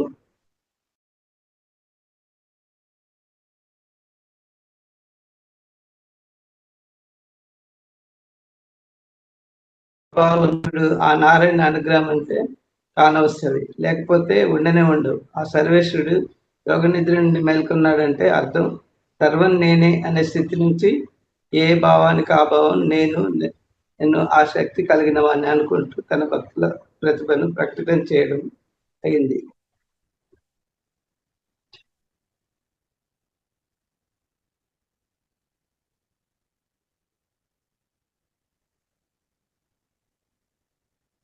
అది మొదటి చాప్టర్. తర్వాత ఇది 3వ చాప్టర్లో పరమ సర్వత్రా ఉన్నవాడు. ఈ పరమాత్మలో ఆయన సృష్టిలో నామరూపాల భావన వల్ల భ్రమ కలిగి అసత్ కూడా ఉన్నట్లు తోచింది. ఆ సమయంలో సప్తాసత్తులు రెండు కలిసి మహత్ అని పిలువబడినాయి. మహత్లో అహంకారం ఉద్భవించింది. దానికి గుణాలు తోడై పంచభూతాలు ఉద్భవించినాయి. ఈ మహత్ అహంకారం పంచభూతాలు అనేవి మూడు మూడు సర్గలైనాయి. ఇలా మైత్రేయుడు చెప్తున్నానంటూ, సృష్టి ఒక పెద్ద అండంగా ప్రళయ సమయంలో జలంలో తేలి కొన్ని వేల సంవత్సరాలు ఉన్నది. ఆ సమయంలోనే త్రిమూర్తుల్లో ఒకరైన ఆ బ్రహ్మ నారాయణమూర్తి నాభిలో జన్మించిన కమలంలో ఉద్భవించాడు. ఆ తర్వాత మిగిలిన సర్గలు కలిగినాయి. 4వ సర్గలో ఇంద్రియాలు, 5వ సర్గలో మనస్సు, 6వ దానిలో ఆవరణ విక్షేపాలు పుట్టినాయి. ఇంతవరకు ప్రాకృత సర్గలు అంటాము. 7వ సర్గలో స్థూల సృష్టి అంటే చెట్లు చేమలు కలిగినాయి. ఫస్ట్ భూమి కదా ఖనిజ సామ్రాజ్యం, తర్వాత వృక్ష సామ్రాజ్యం చెట్లు చేమలు. తర్వాత 8వ సర్గ అంటే దాంట్లో అంటే వృక్ష సామ్రాజ్యం తర్వాత జంతు సామ్రాజ్యం వచ్చింది, జంతు సర్గ. 9వలో మనుష్య సర్గ. ఈ 3 వైకృత సర్గలు అంటారు. ఆ తర్వాత దేవ సర్గలు అంటే 5th కింగ్డమ్ వచ్చేసి దేవ సర్గలు. వివిధ పితరులు, సురలు, కిన్నరాదులు సృష్టి అయినారు. విశ్వ సృష్టి అయింది. ఎలాగంటే బ్రహ్మ నారాయణమూర్తి ఆశీర్వదిస్తే మిగతా సృష్టిని ఉద్యమించాడు. భగవంతుడు చేసిన సృష్టిలో తానే అసత్కానై అనేకత విడిపోయి పై సర్గలకు సూక్ష్మ సృష్టిగా చేశాడు. ఆ ప్రకారమే బ్రహ్మ తాను అవిద్యను ఆధారంగా చేసి సృష్టించాలనుకున్నాడు. అవిద్యకు తామిష్టం, అందతామిష్టం, మోహం, మహామోహం, మతి విభ్రమం అనే 5 భాగాలు ఉన్నాయి. తామిష్టం అంటే దేహాభిమానం, మన శరీరం పైన అభిమానం. తర్వాత అందతామిష్టం అంటే భోగేచ్ఛ, సుఖపడాలని ఇది ఇచ్చన్నట్టు. మోహం అంటే కామ్యం, కోరికలు పూర్తి కాలేదనుకోండి, అప్పుడు వచ్చేది కోపం, నేరుగా మనసులో పుట్టేది మోహం. ఇక మహామోహం అంటే నేను నశించిపోతున్నానని, కోరికలు పరిపూర్తి కాలేదని, నా పనంతా నాశనమని వాపోయే స్థితి. చివరకు బుద్ధి నాశనమై చిత్త విభ్రమం. ఇవన్నీ చాలా క్రూరమైన మూలకాలు. వీటితో సృష్టి చేసి ఆ తర్వాత దాని వంక చూస్తే బ్రహ్మకి అంతా రాక్షసులు కలిగినట్లు తెలిసింది. ఈ అరిషడ్ వర్గాల వల్ల బ్రహ్మ చీదిరించుకొని తన శరీరం వదిలేశాడు. ఆ శరీరం స్థూలమైన ఒక లోకమై అందులో ఆ రాక్షసులు, యక్షులు ఉండటానికి అనువైంది. ఆ లోకాన్ని వారు తింటూ జీర్ణించుకుంటూ ఉన్నారు. ఆయన కోపం వల్ల భృకుటి నుంచి నీలలోహితుడు జన్మించాడు. అతడే రుద్రుడు. బ్రహ్మ మరొక శరీరం పొంది సత్వగుణ స్వభావనతో సత్వగరిష్ఠులైన సనక సనందాదుల్ని సృష్టించాడు. వాళ్ళని చూసి సంతోషించి ఇక సృష్టి వారిని చేయమన్నాడు. వాళ్ళు ఏం చేశారంటే, చీచి ఆ పని మాకెందుకు, పరమాత్మ జ్ఞానం మాకు శరణ్యం అంటూ వెళ్ళిపోయారు వాళ్ళు. బ్రహ్మ మరొక శరీరం ధరించి జగన్ నుండి అతి లోలులైన అసురుల్ని పుట్టించాడు. వారు పరమ కాముకులై బ్రహ్మతోనే మైదనం అపేక్షిస్తారు. బ్రహ్మ ఆ శరీరం వదలగానే అది సంధ్య అయింది. ఆ సంధ్యను అసురులు పట్టుకొని ఆనందిస్తారు. అందుకే సంధ్యాకాలం అసురులదని అంటారు. ఆ విధంగా బ్రహ్మ సృష్టి చేస్తూ తన చేతి ఆగ్రహించి గంధర్వుల్ని, అప్సరస్సుల్ని సృష్టించాడు. వారికి ఒక శరీరం వదిలి లోకంగా ఇచ్చివేశాడు. అది వెన్నెల రూపంలో ఉన్నది. తిరిగి బ్రహ్మ ఆలస్యం, ఉన్మాదం, జృంభికం, నిద్ర రూపాలతో కూడిన శరీరం ధరించి సృష్టి చేసేటప్పటికీ పిశాచాలు, గుయ్యక సిద్ధ భూతగణాలు ధరించింది. వీళ్ళని నిశ్చయించుకొని బ్రహ్మ ఆ శరీరం వారికి వదిలి అదృశ్య దేవుడై తన్ను అనంతవంతునిగా చింతించి సృష్టి ఆరంభించారు. అప్పుడు పితృ సాధ్యగణాలు పుట్టారు. బ్రహ్మ శరీరం అదృశ్యమైన శరీరం కనుకనే పితృగణాలు కనపడక దేవభాగం పొందుతున్నారు. శ్రాద్ధ అవ్య కవ్యాలు పితృగా సాధ్యగణాలు నిర్దేశించి చేయటం అందుకే. ఆ తర్వాత బ్రహ్మ తిరోధానం అనే శక్తిని ఆధారం చేసుకుని నరసిద్ధ విభిన్న కిన్నరులు పుట్టించాడు. వాళ్ళు తిరోధానం అనే దేహాన్ని పుచ్చుకున్నారు. ఆ మీదట కిన్నరులను కింపురుషులను సృష్టించాడు. వాళ్ళు ఇద్దరిద్దరుగా కలిసి గీతాలు పాడుకుంటూ వెళ్తున్నారు. ఎంత చేసినా బ్రహ్మ సృష్టి ఎక్కడక్కడ ఆగిపోతుంది. ఎలాగూ అని చింతపడుతూ తాను శయనించిన వాడై ముందర తను తాను కృతకృత్యుడిగా భావించుకొని ఆత్మ సృష్టి కలిగించుకున్నాడు. దాని ఆధారంగా మనుషుల్ని సృష్టించాడు. వారు త్రిలోక వరులు ఋషులు. వారు బ్రహ్మను స్తుతించి యజ్ఞయాగాదులు చేయడం అనేది కలిగింది కనుక ఆవిర్భాగాలను మేము పొందగలుగుతున్నామన్నారు. ఋషులకు ఆవిర్భాగాలు అలా కలుగుతున్నాయి. బ్రహ్మ చిట్క వేస్తే దక్షుడు మొదలైన 10 మంది కుమారులు కలిగారు. వారితో పాటు క్రోధం, లోభం, వాణిదేవి కూడా పుట్టారు. అంటే సరస్వతిదేవి కూడా పుట్టింది అన్నప్పుడు. బ్రహ్మ వాణిని చూసి మోహించాడు. మరిచార్జులు నారదుడు అప్పుడా బ్రహ్మ వాళ్ళకం చూసి వాయు వరుసలు లేవా, నీకు నీ అంతటి వాడివి ఇలా ఎలా ప్రవర్తించాలనుకుంటున్నావు అన్నారు. వెంటనే బ్రహ్మ తన శరీరాన్ని వదిలివేసి వేరొక శరీరాన్ని పట్టాడు. వాణిని తన భార్యగా చేసుకున్నాడు. విద్యను బ్రహ్మ సృష్టించింది. తర్వాత తిరిగి ఆమెను తాను స్వీకరించే వరకు ఆయనకు జ్ఞాపశక్తి నశించింది. అందుకని ఏ సృష్టి చేయడం కుదరలేదు. తిరిగి కొత్త శరీరం ధరించి ఆమెను స్వీకరించిన వెంటనే ఆయన నోటి నుండి వేదాలు, హోతాది కర్మకాండలు, స్తోత్రాలు, శాస్త్రాలు, వర్ణాశ్రమ ధర్మం మొదలైనవెన్నో దేవభాషలో వినవచ్చినది. ఋషులంతా విన్నారు. బ్రహ్మ తన సృష్టి వృద్ధి కాకపోవటానికి చింతపడుతున్న సమయంలో స్వయంభువుడు, శతరూప అన్న ఇద్దరు తానే, అంటే మగ ఆడ ఇద్దరు, స్వయంభు వచ్చేసి మగ, శతరూప వచ్చేసి ఆడ, తానే అయినట్లు భావన అయింది. అదే సృష్టి. పురుషుడు స్త్రీ ఇద్దరైనారు. వారికి ప్రియవ్రతో పాదులు కుమారులు. తాను అకూతి, దేవూతి, ప్రసూతి అనే వారు కన్యలుగా అనుభవించారు. ఇంకా పురుషులు స్త్రీలు ఇద్దరు ఆయన కొడుకులు, స్వయంభు కూతుళ్ళు పుట్టారు. ఆ కన్యలు రుచికుడు, కర్దముడు, దక్షుడు అనే వారికి ఇచ్చి పెళ్లి చేశాడు. ఇలా ఆ స్త్రీ సంతానం వల్ల జగత్తు పరిపూర్తి కావడం ఆరంభించింది. స్వయంభువుకు శతరూపాలుగా బ్రహ్మ విడిపోయే వరకు సృష్టి మానసికంగా విజృంభించింది జరిగింది. అంతకుముందు అంటే అంత బ్రహ్మ తన మనసులో కల్పన భావం చేత సృష్టించాడు. ఇప్పుడు వచ్చే స్త్రీ పురుషుల వల్ల మానసిక విజృంభించింది. ఆ తర్వాత స్త్రీ పురుషుల కలయిక వల్ల జరిగింది. జనసామాన్యమైన సృష్టి ఇలా కలిగి ప్రభావితంగా నడిచిపోతున్నది. బ్రహ్మ వాణిని చూసి మోహపడడం ఎలా కలిగిందో ఆ మోహాన్ని స్త్రీ పురుషుల మధ్య గల ఆకర్షణగా చేసి బ్రహ్మ సృష్టి చేయాలనుకున్నాడు. దాన్ని శతరూప స్వయంభులకు అంతకరణ చేసినట్లు వాళ్ళ నుంచి స్థిరపరపరులుగా వచ్చిన ప్రజలు నేర్చారు ఈ సృష్టించటం.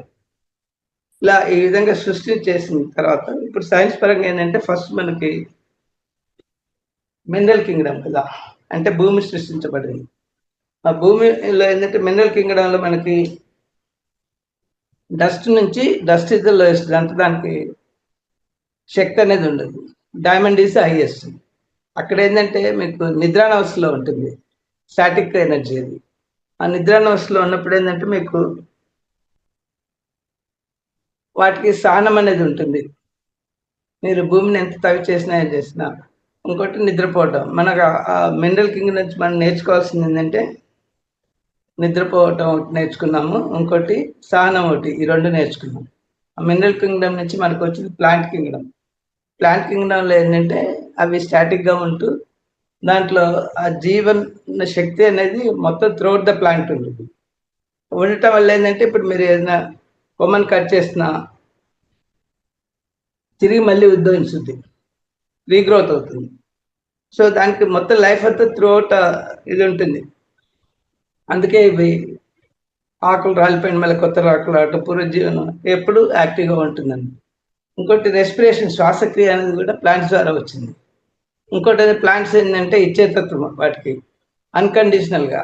అంటే మీకు కూరలు, ఫ్లవర్స్, తర్వాత ఫ్రూట్స్, చివరికి దాన్ని కట్ చేసినా కూడా మనం కలపగా ఫర్నిచర్ కింద వాడుకుంటాం. అది ఏ రోజు కూడా మేము మీ దగ్గర నుంచి మీరు ఇస్తానని కండిషన్ లేకుండా అన్కండిషనల్గా ఇస్తుంటాం మనం. కాబట్టి ప్లాన్ నుంచి మనం నేర్చుకోవాల్సిందంటే అన్కండిషనల్ లవ్, తర్వాత రెస్పిరేషన్, ఈ రెండు నేర్చుకున్నాం. అక్కడి నుంచి నెక్స్ట్ వచ్చింది ఏంటి మీకు ఈ జలచరాలు, భూచరాలు, ఈ ఎనిమల్ కింగ్డమ్. దీన్నే మనకు దశావతారాల్లో కూడా ఫస్ట్ మత్స్యావతారము, తర్వాత మీకు కూర్మావతారము, నెక్స్ట్ వరావతారము, నరసింహావతారము, ఇక్కడ వరకు మీకు ఎనిమల్ కింగ్డమ్ వస్తుంది. అంటే సృష్టి పరిణామం అక్కడ మనకు దశావతారాల రూపంలో కూడా చూశారు. ఎనిమల్ కింగ్డమ్ తర్వాత ఎనిమల్ కింగ్డమ్లో ఏంటంటే వాటికి మూడే అన్నట్టు. ఒకటి వచ్చేసి రక్షణ, తర్వాత రెండు తినటము, సంతానోత్పత్తి చేసుకోవటం. ఈ రక్షణ లేకపోయినప్పుడు ఎంత భయం అనేది కలుగుతుంది. ఆ భయం అనేది మన జంతువు నుంచి మనిషి మారినప్పుడు కూడా ఆ జంతు లక్షణాలు అనేది మనలో ఉంటాయి. ఏంటంటే భయం, ప్రతి విషయానికి మనం భయపడతాము. సో అక్కడ ఏంటంటే జంతువులకు తేడా ఏంటంటే అవి వాటికి అవసరం ఆకలి ఉన్నప్పుడే తింటాయి, తర్వాత దప్పికేసినప్పుడే తాగుతాయి, నిద్ర వచ్చినప్పుడు పడుకుంటే సీజనల్గా సంతానోత్పత్తి చేసుకుంటాయి. కాబట్టి మిగతా టైం అంతా అవి ప్రకృతికి అనుసంధానమై ఉంటాయి. దానివల్ల వాటికి ఎప్పుడు ఇంటర్నల్ సెన్సర్స్ అయితే ఉంటాయో అవి పనిచేస్తాయి. అందుకే ప్రకృతి వైపరీత్యాలు అవి జరిగినప్పుడు అవి ఎప్పుడు కూడా కానీ నశించవు, పారిపోతాయి. ఆ వైపరీత్యం జరిగే ఆ ఇంటర్నల్ సెన్స్ పనిచేస్తాయి కాబట్టి. అయితే మనిషి జంతువు నుంచి మనిషి వచ్చే ముందు ఇంకోటి ఏంటంటే జంతువుల్లో ఇప్పుడు ఒక కీటకాలు తీసుకున్నారనుకోండి, ఒక 1000, 2000 ఆ గుంపంతా తీసుకుంటే ఒక ఆత్మ ఉంటుంది. అదే మీకు ఈ కొన్ని జంతువులు ఉంటాయి అనుకుంటారు, పిల్లలు 2 పిల్లలు 3 పిల్లలు పెడతాయి కదా, అలాంటి వాటికి ఈ రెండింటి కలిపి ఒకటే ఆత్మ ఉంటుంది. ఇంకా మీకు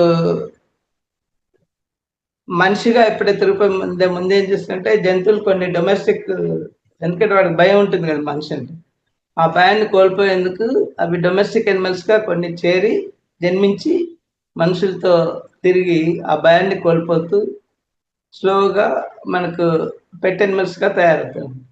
వాటికి రెండింటికి కలిపి ఒక ఆత్మగా ఉంటుంది.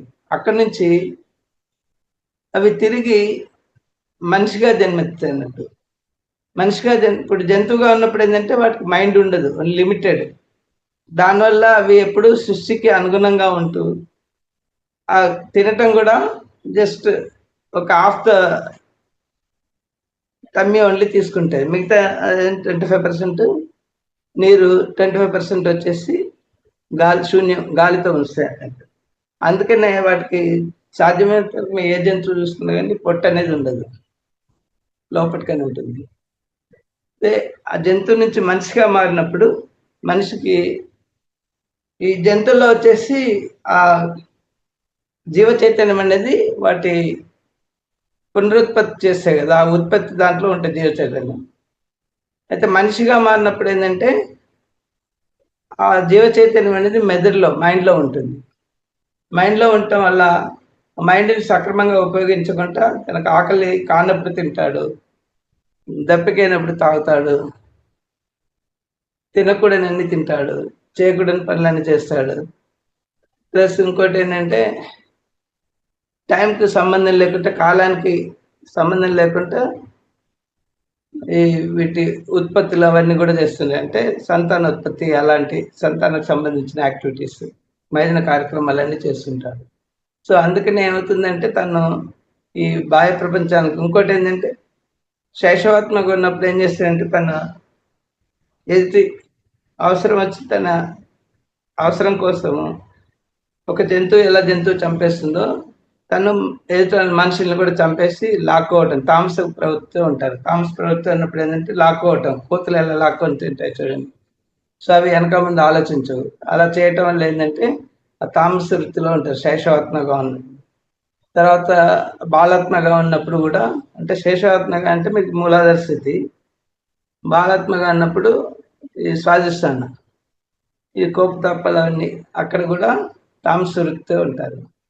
ఆ తామస వృత్తి ఈ రెండిట్లో ఉన్నప్పుడు మనకి ఎదుటి వాళ్ళని లాక్కోవటం, కొట్టడం, చేయటం ఇలాంటివన్నీ చేస్తాను, గొడవలు చేసుకోవటం ఇలాంటివన్నీ ఉండి, తర్వాత దానికి ప్రకృతికి విరుద్ధంగా ప్రవర్తించడం వల్ల తనలో ఉన్న సెన్సార్స్ పనిచేయవు. పనిచేయక ప్రకృతి వైపరీత్యాలు జరిగినప్పుడు దానికి లోబడి చనిపోతుంటారు ఎక్కువగా మనుషులు. కారణం ఏంటంటే వాళ్ళు చేసిన కర్మలు ఒకటి, రెండోది ఈ ప్రకృతికి విరుద్ధంగా ఉంటాయి. ఈ రెండింటి వల్ల తనకి పనిష్మెంట్గా ఇలా ప్రకృతి వైపరీత్యాలు జరిగినప్పుడు వాటిలో ఎన్మాస్గా చచ్చిపోతుంటారు అన్నట్టు. ఏంటంటే తన తోటి జీవుల్ని చంపటము, జలచరాల్ని విపరీతంగా సముద్రంలో పట్టుకొని వాటిని తినేయటము, దానివల్ల ఏమవుతుందంటే మీకు సైక్లోన్స్ అలాంటివి వస్తుంది. అలానే భూగర్భంలో ఉన్న నీటిని కానీ ఖనిజాలు కానీ అవి తీసినప్పుడు ఏంటంటే అది ఇంబ్యాలెన్స్ అవుతుంది, అంటే హాలోనెస్ క్రియేట్ అవుతుంది లోపల భూమిలో. అప్పుడు ఏం చేస్తుందంటే మీకు ఇవి భూమి సరి చేసుకునేందుకు ఈ ఉంటుందండి భూకంపాలు వస్తాయి. అలానే మనం ఈ ప్రకృతికి ఇంకా అగెనిస్ట్గా ఉంటున్నాం కాబట్టి ఫైర్ యాక్సిడెంట్స్, అంటే మన అడవులు కాలిపోవటము, దాంట్లో చనిపోవటము, ఇలా సునామీలు రావటం, ఇవన్నీ ఏంటంటే వీళ్ళు చేసే అకృత్యమైన పనుల వల్ల ప్రకృతి వాటిని సెట్ చేస్తుంది. సెట్ చేసినప్పుడు మళ్ళీ సమతుల్యం చేసేందుకు ఈ విధంగా ఇప్పుడు మనకు కరోనా కూడా అది పార్ట్ ఆఫ్ దట్ ఓన్లీ. ఎందుకంటే పొల్యూషన్ రేట్ విపరీతంగా అయిపోయి, కార్బనైజేషన్ అయిపోయి చివరికి ఎగ్జిస్టెన్స్ కూడా ప్రాబ్లం వస్తుంది కదా. అందుకని ఆల్మోస్ట్ 2 years కరోనాతో లాక్డౌన్ అయిపోయి ప్రకృతి సమతుల్యం అయింది అప్పుడు. సో అలా ఆ విధంగా ఎప్పుడు కూడా ప్రకృతి ఆది దైవికం అంటారు, అది ఆదైవికం అన్నప్పుడు ఇలాంటి సంఘటనలు జరిగినప్పుడు అలాంటి పనులు చేసిన వాళ్ళు చనిపోతారు. ఎవరైతే అది సాత్వికంగా ఉండి హైలైటెడ్ సోల్, ఎన్లైటెడ్ సోల్స్ ఉంటారు కదా, వాళ్ళకి అనుకోకుండానే ఆ టైంకి వాళ్ళు అక్కడి నుంచి వేరే పనుల మీద బయటకు వెళ్ళిపోతారు. దానివల్ల వాళ్ళు తప్పించబడతారు. ఎన్లైటెడ్ సోల్స్ ఎప్పుడు ప్రకృతి వైపరీత్యాలకు లోను కాదు. ఇంకోటి ఏంటంటే మనకి పత్రిజ గారు చెప్పినట్టుగా ఏంటంటే మనకి ఈ శైశవాత్మగా ఉన్నప్పుడు ఏంటంటే మనం కామెంట్స్ చేయకూడదు. వాడు శైశవాత్మని గురించి వాడు నేర్చుకుంటున్నాడని చెప్పి మనం ఎప్పుడైతే గ్రహిస్తామో వాళ్ళని కామెంట్ చేయొద్దంటాడు ఆయన. కామెంట్ చేసినప్పుడు ఏంటంటే వాడికి మీరు మీ ఎనర్జీస్ డొనేట్ చేసి వాడు చేసిన చెడు కర్మలన్నీ మనం తీసుకుంటున్నాం, నెగిటివ్ ఎనర్జీస్ని. సో అందుకే నో కామెంట్స్ ఉన్నారు. నెక్స్ట్ బాలాత్మగా ఉన్నప్పుడు ఏంటంటే అప్పటికి తామస గుణంలో ఉండి గ్రూపులలో ఉండేసి వేరే గ్రూప్ వాళ్ళని అటాక్ చేయటం, చంపేట ఇలాంటివన్నీ చేస్తుంటారు. కాబట్టి అక్కడ నో కామెంట్స్, తర్వాత నో ఇంటర్ఫిరెన్స్ చెప్పారు మన పత్రిజి గారు. అక్కడ ఏంటంటే వాళ్ళు ఆ గ్రూపులుగా కొట్టుకొని వాళ్ళే నేర్చుకొని దానికి పనిష్మెంట్ అయ్యా చేస్తారు. కాబట్టి మీరు వాళ్ళలో ఇంటర్ఫియర్ అయ్యి ఆ నెగిటివ్ ఎనర్జీస్ మీరు క్యారీ చేసుకోండి, వాళ్ళకి పాజిటివ్ ఎనర్జీస్ ఇచ్చి అలా మీరు సఫర్ కావద్దనే దానికి ఆ విధంగా చెప్పారు, నో ఇంటర్ఫిరెన్స్. సో అక్కడి నుంచి ఆత్మ స్టేట్ నుంచి వాళ్ళు నేర్చుకొని నెక్స్ట్ ఎక్కడికి వస్తారు,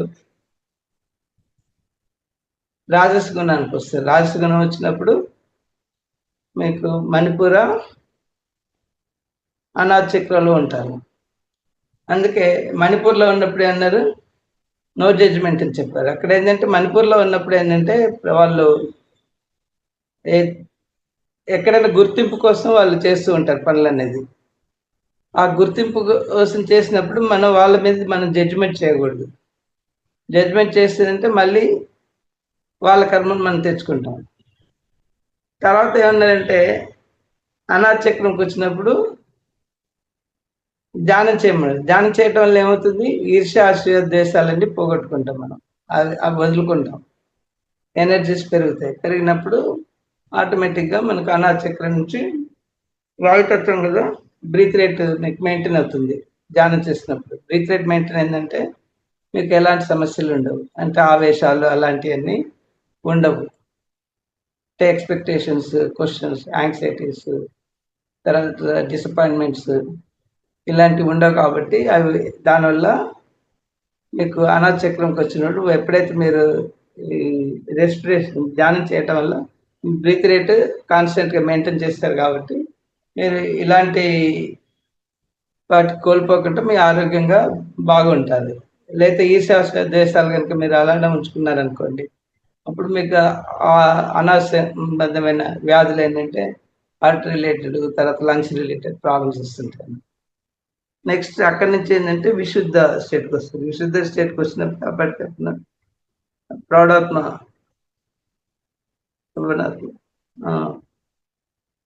వృద్ధాత్మ కిందకి వస్తాడు.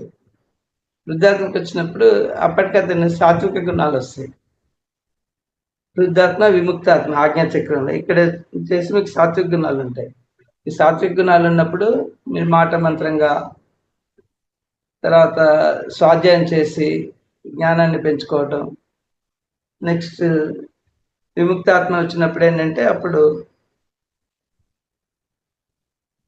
పత్రిజీ గారు ఏమన్నారు, అక్కడ సజ్జన సాంగత్యం చేసినప్పుడు మీలో జ్ఞానశక్తి ఇంప్రూవ్ అయ్యి నీలాపింగడ నాడులు అంటే పురుషత్వ స్థితి రెండు బ్యాలెన్స్ అయిపోయి సుషుమ్న ద్వారా మీ ఎనర్జీ ఏదైతే ఉందో కుండలిని యాక్టివేట్ అయ్యి ఆ ఎనర్జీస్ సుషుమ్న ద్వారా మీకు మనోనేత్రం తెరవబడుతుంది. ఆ మనోనేత్రం ఒకసారి తెరవబడిందంటే అప్పుడు ఆటోమేటిక్గా మీకు ఇంటర్నల్ వాయిస్ ద్వారా మీకు ఆ గైడెన్స్ మీరు ఫాలో అయినప్పుడు నెక్స్ట్ లయ స్థితికి వెళ్ళిపోతారు. సో ఈ విధంగా సృష్టిలో పరిణామక్రమం తర్వాత మన పత్రిజీ గారు చెప్పిన ఈ ప్రిన్సిపల్స్ని మనం ఆయన అన్ని సైన్స్ పరంగా ఆలోచించి చిన్న చిన్న వర్డ్స్ రూపంలో మనకు గైడెన్స్ లాగా ఇచ్చారు. దాంట్లో చాలా మీనింగ్ చాలా ఉంటుంది. టైం కూడా అయిపోవచ్చింది. సో మీరు ఏమైనా క్వశ్చన్ ఆన్సర్స్ ఉంటే దీంట్లో డౌట్స్ ఏమైనా ఉంటే అడగండి. Thank you sir. సృష్టి పరిణామ క్రమము భాగవతం నుంచి చాలా చక్కగా చాలా బాగుంది. భాగవతము మామూలుగా వినడము అలా టీవీలో వస్తుంటే చూడడమే తప్ప చదివింది లేదు, విన్నాం. చాగంటి వారి ప్రవచనము, గరికపాటి వారి ప్రవచనము కూడా అది చాలా ఏండ్లు వచ్చిందనమాట. భాగవతం గురించి గరికపాటి గారు చెప్పిండేది. ఇప్పుడు మీరు చదువుతుంటే కూడా నాకు అవన్నీ అనిపిస్తున్నాయి అనమాట. అవన్నీ విన్నవి వాళ్ళ వివరణ ఇవ్వడం, దానికి రోజు చెప్పి దానికి వివరణ ఇవ్వడం కూడా చెప్పడం జరిగింది. చాలా బాగుంది. అలాగే మీరు సైన్స్కి ఏమేమి చెప్తున్నారా అనుకున్నా నేను మీరు చదివిన తర్వాత. ఓకే, అంటే ముందు ఏమి ఏర్పడినాయి అనేదానికి, తర్వాత మళ్ళీ అనిమల్స్ అది ఇలా అంటే ఓకే, భూమి, నీరు అవన్నీ రావడము అంటే సృష్టిలో ముందు ఎలా సృష్టించారు వాటి నుంచి ఓకే అనిపించింది అనమాట. చాలా బాగుంది sir. Thank you very much. వాళ్ళు ఏంటంటే ఆధ్యాత్మికంగా మాత్రమే చెప్తారు మన వాళ్ళు, సాగంటి గారు వీళ్ళంతా. అవును, అంటే మనకి ఏదైనా మనకు పిరమిడ్ జ్ఞానం పత్రిజీ ఇచ్చారు కదా. అవును సార్. సార్ మనం దీన్ని కూడా భగవద్గీతను కూడా సార్ మన పత్రిజీ గారు పిరమిడ్ దాంట్లో కూడా ఇచ్చారు వర్షన్. అవునవును. ఆ విధంగా మనకు దాన్ని మనం ఆధారంగా తీసుకుని ఆయన చెప్పే ఇవి కామెంట్స్ కూడా మనం అర్థం చేసుకుంటే ప్రతిదాన్ని మనం అన్వయించుకోవచ్చు. మనకు ఇది మూలంలోనే ఉంది. మూలం నుంచి నేను సైన్స్ పరంగా అది చెప్పి ఇలా చెప్పాను. దీన్నే వీళ్ళు ఏది న్యూ ఎనర్జీస్ అని బుక్ రీడింగ్ చేసి ఎక్స్ప్లెయిన్ చేస్తున్నారు. ఎనర్జీస్ మారిపోయినాయి ఇప్పుడు అని చెప్తున్నారు. యాక్చువల్లీ అక్కడ ఎనర్జీస్ మారింది లేదు, ఏం లేదు. ఉమ్, దాని ఎనర్జీ తెలియమండి. ఆ బ్రహ్మ పేరు వాళ్ళు జాక్ అని పెడతారు. ఉమ్, తర్వాత నెగిటివ్ పాజిటివ్ ఎనర్జీస్ అని చెప్తారు. వాళ్ళిద్దరు కొట్టుకు చచ్చారని. అంటే ఇక్కడ మన దేవతలు రాక్షసులు కొట్టుకున్నారు కదా, positive energy negative energy. So దాన్ని చెప్పేసి మన ఈ మూలాన్ని మర్చిపోయి వాళ్ళెవరో ఇక్కడిని తస్కరించి ఆ బుక్కులు రాస్తే మళ్ళీ దాన్ని మన తెలుగులో ట్రాన్స్లేట్ చేసుకొని వాటినే, అంటే అందుకే ఆ రోజు ఆ మేడం అంది కదా, నేను చివరికి అయిపోయిన తర్వాత మాట్లాడినప్పుడు అవును నాకు అవును. చెప్పినంతసేపు నాకు వేదవ్యాసుడు కనిపించి నాకు అర్థం కాలే ఆయన ఎందుకు కనిపించాడు అని. ఉమ్, ఆ, ఆమె అదృష్టవంతురాలు వేదవ్యాసుని చూసిందంటే. అవును సార్. మేడము దాదాపు ఇప్పటికీ 150 దాకా అయిపోయినాయి సార్ బుక్స్. ఆ, అన్నీ కూడా మొత్తం రికార్డ్ చేస్తారు సార్. బుక్స్ అన్నీ కూడా ఆ, బుక్స్ రికార్డ్ చేసి పెట్టేస్తారు గూగుల్ డ్రైవ్లో. ఉమ్. నాకు అందుకే అదే న్యూ ఎనర్జీ బుక్ నేను కూడా చదివాను. ఇలా నాకు బాలకృష్ణ గారు సజెస్ట్ చేస్తే సార్. తీసుకొని చదివాను. చదివిన తర్వాత నాకు ఈ భాగవతం తెలుసు కదా, ఈ మూలం నుంచి దాన్ని వాళ్ళు తస్కరిస్తారు న్యూ ఎనర్జీస్ అని. మనం దాన్ని మన మూలాన్ని మర్చిపోయిన ఆ ఇన్స్పిరేషన్ నాకు వచ్చింది. అదే సార్. సో దాంతో నేను ఇది చెప్తే మన అటెంప్ట్ చేసాం అనుకోండి, అప్పుడైనా వాళ్ళకి ఆ గ్యాప్ ఫిల్ అప్ అవుతుందని. అవునండి. ఓకే మాస్టర్స్, చూడండి ఎంత అద్భుతంగా ఉందో మన భాగవతం నుంచి ఆ సృష్టి పరిణామ క్రమము అనేది చాలా అద్భుతంగా వివరించడం జరిగింది ఇక్కడ సార్. ఇందులో మీకు ఏమైనా డౌట్స్ ఉన్నా లేదా సార్ చెప్పిన విషయం మీద మాట్లాడాలన్నా చక్కగా హ్యాండ్ రైజ్ చేసి అన్మ్యూట్ తీసుకుని మాట్లాడండి మాస్టర్స్. ఇందులో మీకు ఏమైనా డౌట్స్ ఉన్నాయా? విన్నారు, ఎలా ఉంది?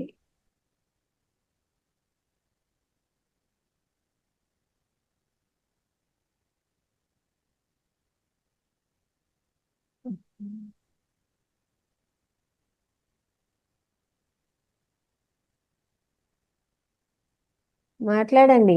అందరూ సైలెంట్గా ఉంటే ఎలాగా? ఏంటో అన్నీ నాకు ఫ్యాన్లే కనిపిస్తున్నాయి, మనుషులు కనపడడం లేదు. కెమెరాని తీసుకుపోయి ఫ్యాన్కి పెట్టేసినారు. Yes madam. నమస్తే సార్. నమస్తే మేడం. సార్ మీరు విష్ణుమూర్తి నుంచి మొత్తం ఉద్భవించిందని చెప్పారు కదా. అవునండి. మనకు ఫస్ట్ దేవుడు విష్ణుమూర్తే మెయిన్. అవును, నిరాకరణ వటపత్ర సాయి. పటపత్ర సాయి. ఉమ్. ఆ తర్వాత ఆయన పద్మనాభుడిగా వచ్చాడు. సృష్టి పద్మనాభుడు అంటే రంగనాయక స్వామి. ఏమండి? రంగనాయక స్వామి కాదు, పద్మనాభ అనంత పద్మనాభ కాదు కాదు, స్వామి. రంగనాయక స్వామి లాగానే ఉంటారు. ఇవి ఇక్కడ చూడండి, వటపత్ర అనంత సాయి. పద్మనాభ స్వామి. వటపత్ర సాయి. ఇది వటపత్ర సాయి చూడండి. అంటే ఇక్కడ ఏంటంటే తనలోనే లీనమైపోయి నిరాకారంగా ఉంటారు. మరి కొన్ని చోట్ల శివుడు ఫస్ట్ అంటారు కదా. అది అందుకే మనం ఈ కాంట్రవర్సీ లేకుంటే మూల చైతన్యం అంటే శివుడికి సంబంధించిన వాళ్ళు శివుడికి తీసుకుంటారు, విష్ణువుకి సంబంధించిన వాళ్ళు విష్ణువు తీసుకుంటారు, ఆది పరాశక్తికి సంబంధించిన వాళ్ళు లలితాదేవిని తీసుకుంటారు. సో ఏది తీసుకున్నా మనకు మూల చైతన్యం అనేది శూన్యమే.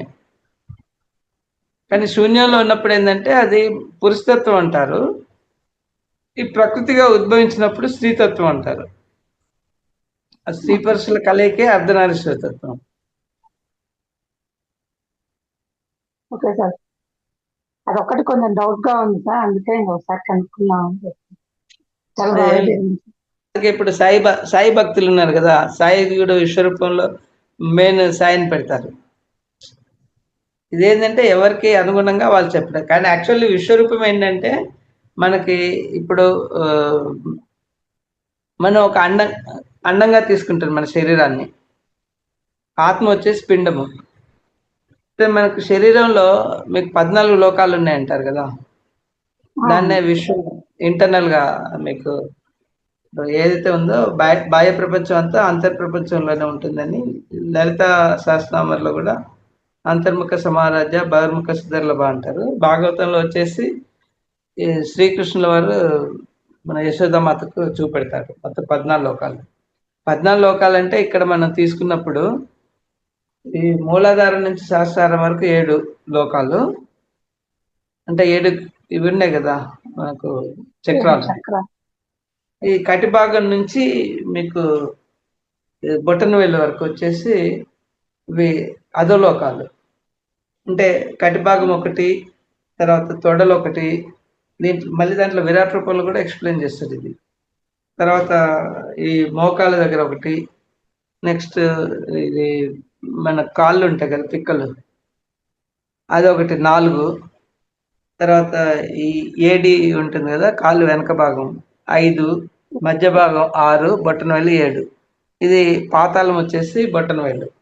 ఈ 7 లోకాలు కూడా దీన్ని 7 లోకాలుగా తీసుకుంటారు. అధో లోకాలు, ఊర్ధ్వ లోకాలు. నాకు యాక్చువల్లీ మీకు ఆ పిక్చర్ కూడా చూపెడతాను, ఒక్క నిమిషం షేర్ చేస్తే వీలవుతుందేమో.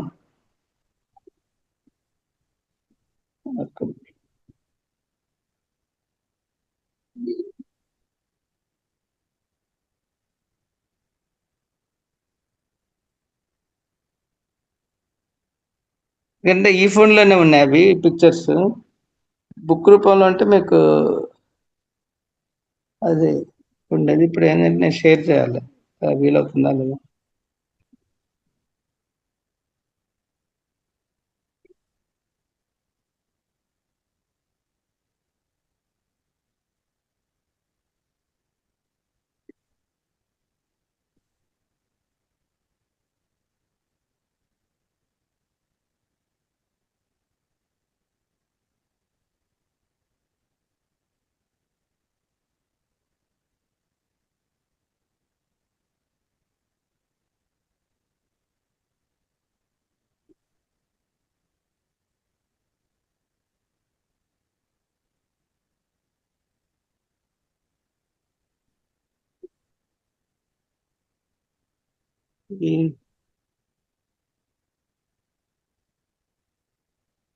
మేడం వాట్సాప్ నుంచి దీంట్లోకి షేర్ చేయటం వీలవుతుందా? వాట్సాప్ నుంచి అవ్వకపోవచ్చేమో సార్. ఒక్క నిమిషం, అయితే ఇంకా నేను దీంట్లో చూడాలి. ఇది లింక్ మన దీంట్లో లింక్ పెట్టచ్చేమో సార్. ఎక్కడ లింక్ కి అంటే వాట్సాప్ నుంచా? చాట్ లో ఎక్కడ దేంట్లో ఎలా పెట్టమంటారు? చాట్ చాట్ లో బాక్స్. వెళ్ళాలి.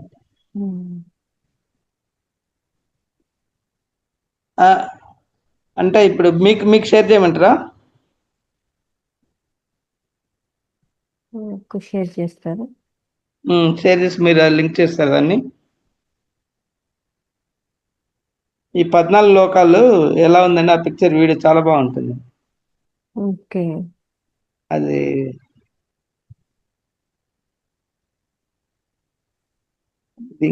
ఇంకెలా వస్తుంది? మై కాంటాక్ట్ షేర్ ఉంది కదా, ఓన్లీ షేర్ అని ఉంది. ఇట్లా గ్రూప్ లో షేర్ అవ్వకపోవచ్చేమో సార్. చూస్తాను, ఓన్లీ షేర్ అని కూడా. విడిగా పెట్టండి సార్ లెక్క. ఏమండి విడిగా లలిత మేడంకి పెట్టండి, మేడం పెడతాను. అదే చేస్తుంది.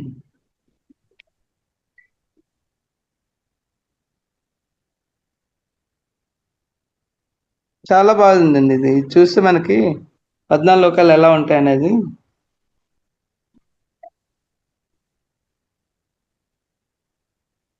ఇప్పుడు మీకు పెట్టాను చూడండి ఒకసారి ఆ వీడియోని, దీంట్లో షేర్ చేయండి.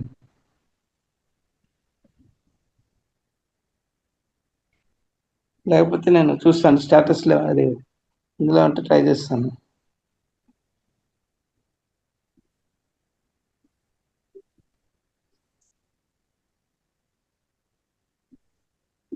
గర్భోదకాయ శ్రీ విష్ణు అంటారు కదా సార్, అది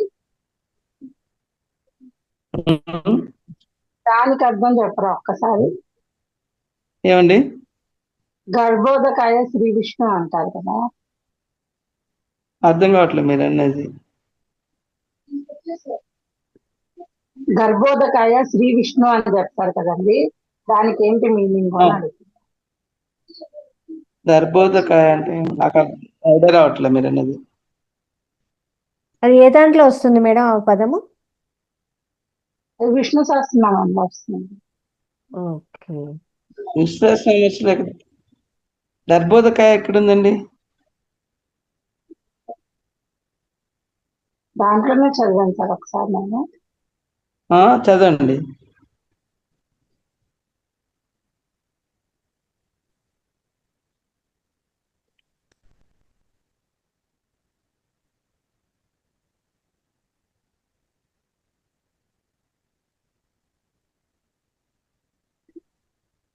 విష్ణు పురాణము ఏదో మొత్తానికి చదివాను సార్ ఒకసారి. అది నాకు అర్థం కాలేదు కొంచెం. విష్ణు సహస్రనామం విష్ణు పురాణము ఏదో చదివాను. విశ్వాసనామాలు కాదు, ఎందుకు నేను రోజు చేస్తుంటాను కాబట్టి నాకు రావట్లేదు. మేడం వచ్చింది మీకు? ఫోన్ వచ్చింది కదా? ఫోన్ ఎస్ సార్, ఒక్క నిమిషం. ఓకే.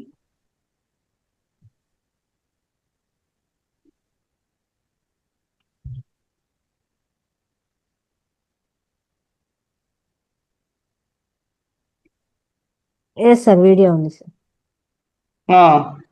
అది షేర్ చేయండి స్క్రీన్ లో. నేను గ్రూప్ లో పెడతాను సార్ అది. అంటే స్క్రీన్ లో షేర్ చేయండి ఇప్పుడు వీలైతే. ఇప్పుడు వీలైతేనా? చూస్తారు లైవ్ లో, లేకపోతే ఆఫ్లైన్ లో చూసుకుంటారు.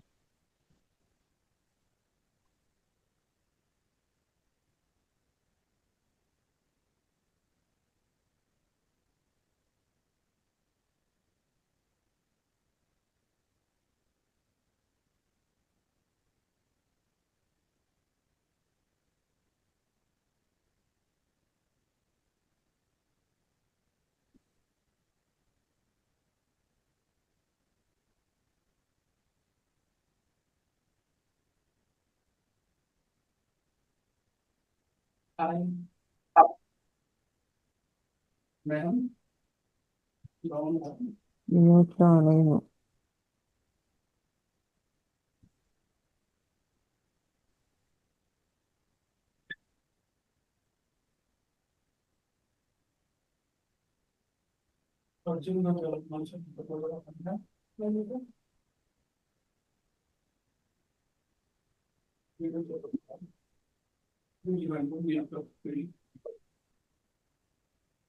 आपने कभी सुना है 14 लोग? ये कोई कहानी नहीं, बल्कि एक गहरा आध्यात्मिक रहस्य। हमारे ब्रह्मांड में कुल 14 लोक माने गए, 7 ऊपर और 7 नीचे। ऊपर के 7 लोक, इन लोकों में आत्मा ऊंचाई की ओर बढ़ती है, ज्ञान రావట్లేదు ఇందులో వీడియో. और मोक्ष की दिशा में। వీడియో ये రావట్లేదా? वो लोक है जहां हम सब मनुष्य हैं, जिसे मृत्यु लोक, क्योंकि यहाँ స్క్రీన్ जन्म షేర్ और చేయను. मृत्यु के चक्र స్క్రీన్ షేర్ చేయండి. ऊपर స్క్రీన్ షేర్ చేస్తే వస్తుంది. लोक और स्वर्ग लोक के बीच स्थित है। ये ऊर्जा रूपों का क्षेत्र है जो भौतिक और दिव्य लोकों को जोड़ता है। स्वर्ग देवताओं का लोक, जहां इन आपने कभी सुना है 14 लोक? ये कोई कहानी नहीं, बल्कि एक गहरा आध्यात्मिक रहस्य है। हमारे ब्रह्मांड ఇప్పుడు में వస్తుంది. 14 కరెక్ట్. लोक, 7 ऊपर और 7 ఎక్స్పాన్షన్ చేస్తుంది. ఇప్పుడు ఎక్స్పాన్షన్ చేస్తుంది. लोक। इन लोकों में आत्मा చూడండి అందరూ.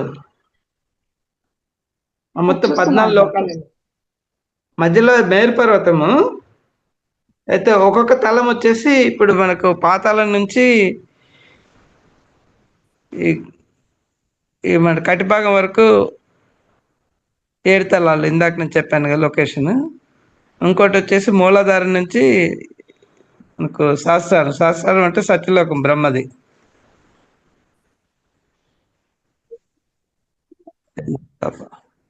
యాక్చువల్ ఈ 14 కలిపితే మన అండం అంటారు, దాన్ని అది పిండం అంటారు. అండం వచ్చేసి ఆత్మ, పిండము. ఇంకోటి బ్రహ్మాండం అంటే ఇలాంటి పిండాలు ఎన్నో కలిస్తే అది బ్రహ్మాండం, అదే విరాట్ రూపం. आपने कभी सुना है 14 लोक? ये कोई कहानी नहीं, बल्कि एक गहरा आध्यात्मिक रहस्य है। हमारे ब्रह्मांड में कुल 14 लोक माने गए हैं, 7 ऊपर और 7 नीचे। ऊपर के 7 लोक, इन लोकों में आत्मा ऊंचाई की ओर बढ़ती है। ज्ञान, शांति और मोक्ष की दिशा भूलोक, ये वो लोक है जहां हम सभी मनुष्य रहते हैं। इसे मृत्यु लोक भी कहा जाता है, क्योंकि यहाँ जन्म और मृत्यु का चक्र चलता रहता है।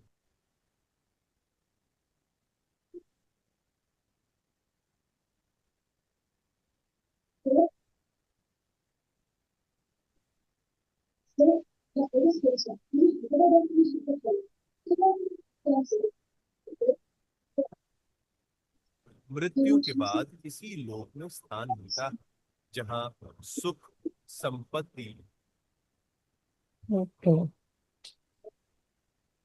ఇవే అన్ని మృత్యులోకాలే. యాక్చువల్లీ మన సత్యలోకం బ్రహ్మ అంటారు, బ్రహ్మ కూడా మారిపోతారు. Yes sir. టైం డిఫరెన్స్ వేరు, ఆయన ఎక్కువ టైంలో చేసుకుంటే మనం తక్కువ time. Okay sir, thank you sir, బాగా చెప్పారు సార్. దీనికి సంబంధించిన ఇంకా వేరే పిక్చర్స్ కూడా ఉన్నాయి, కాబట్టి దీంట్లో ఆల్రెడీ రికార్డ్ చేస్తున్నానని ఆ పిక్చర్స్ చూపెట్టారు. ఓకే. ఓకే మాస్టర్స్, ఇంకా మీకు ఎవరికైనా ఇందులో ఏమైనా డౌట్స్ ఉన్నాయా? లేదు, మీరు తెలుసుకున్న విషయం మీద ఏమైనా మాట్లాడాలనుకున్నా అన్మ్యూట్ తీసుకొని మాట్లాడండి.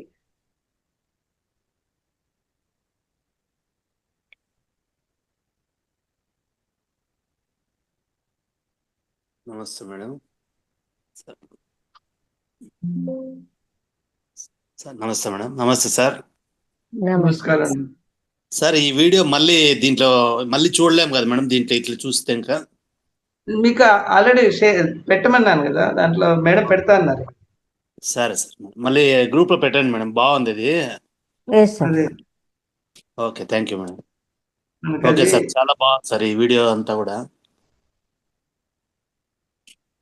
Thank you sir. టోటల్ విషయం ఉంటుంది కదా, దానికి కూడా సపరేట్ ఇది పిక్చర్స్ ఉన్న దగ్గర.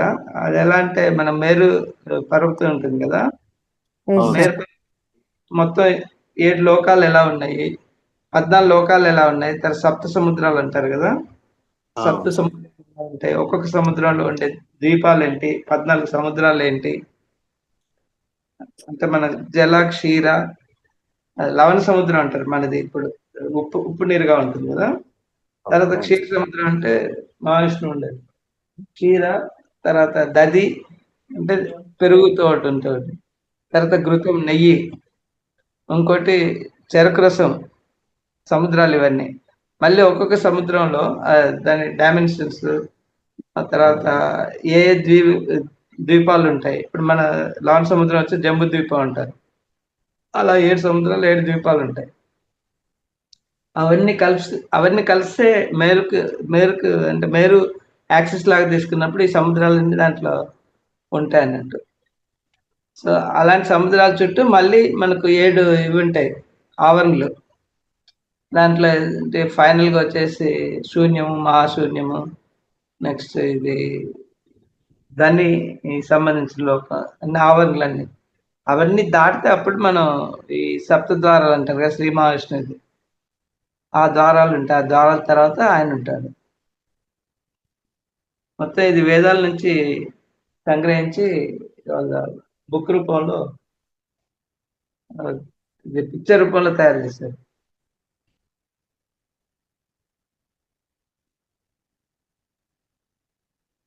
స్కాలర్స్ ఉంటారు కదా, వాళ్ళు దాని మీద రీసెర్చ్ చేసి అవన్నీ తయారు చేశారు. శివకుమారి గారు అన్మ్యూట్ చేసుకోండి.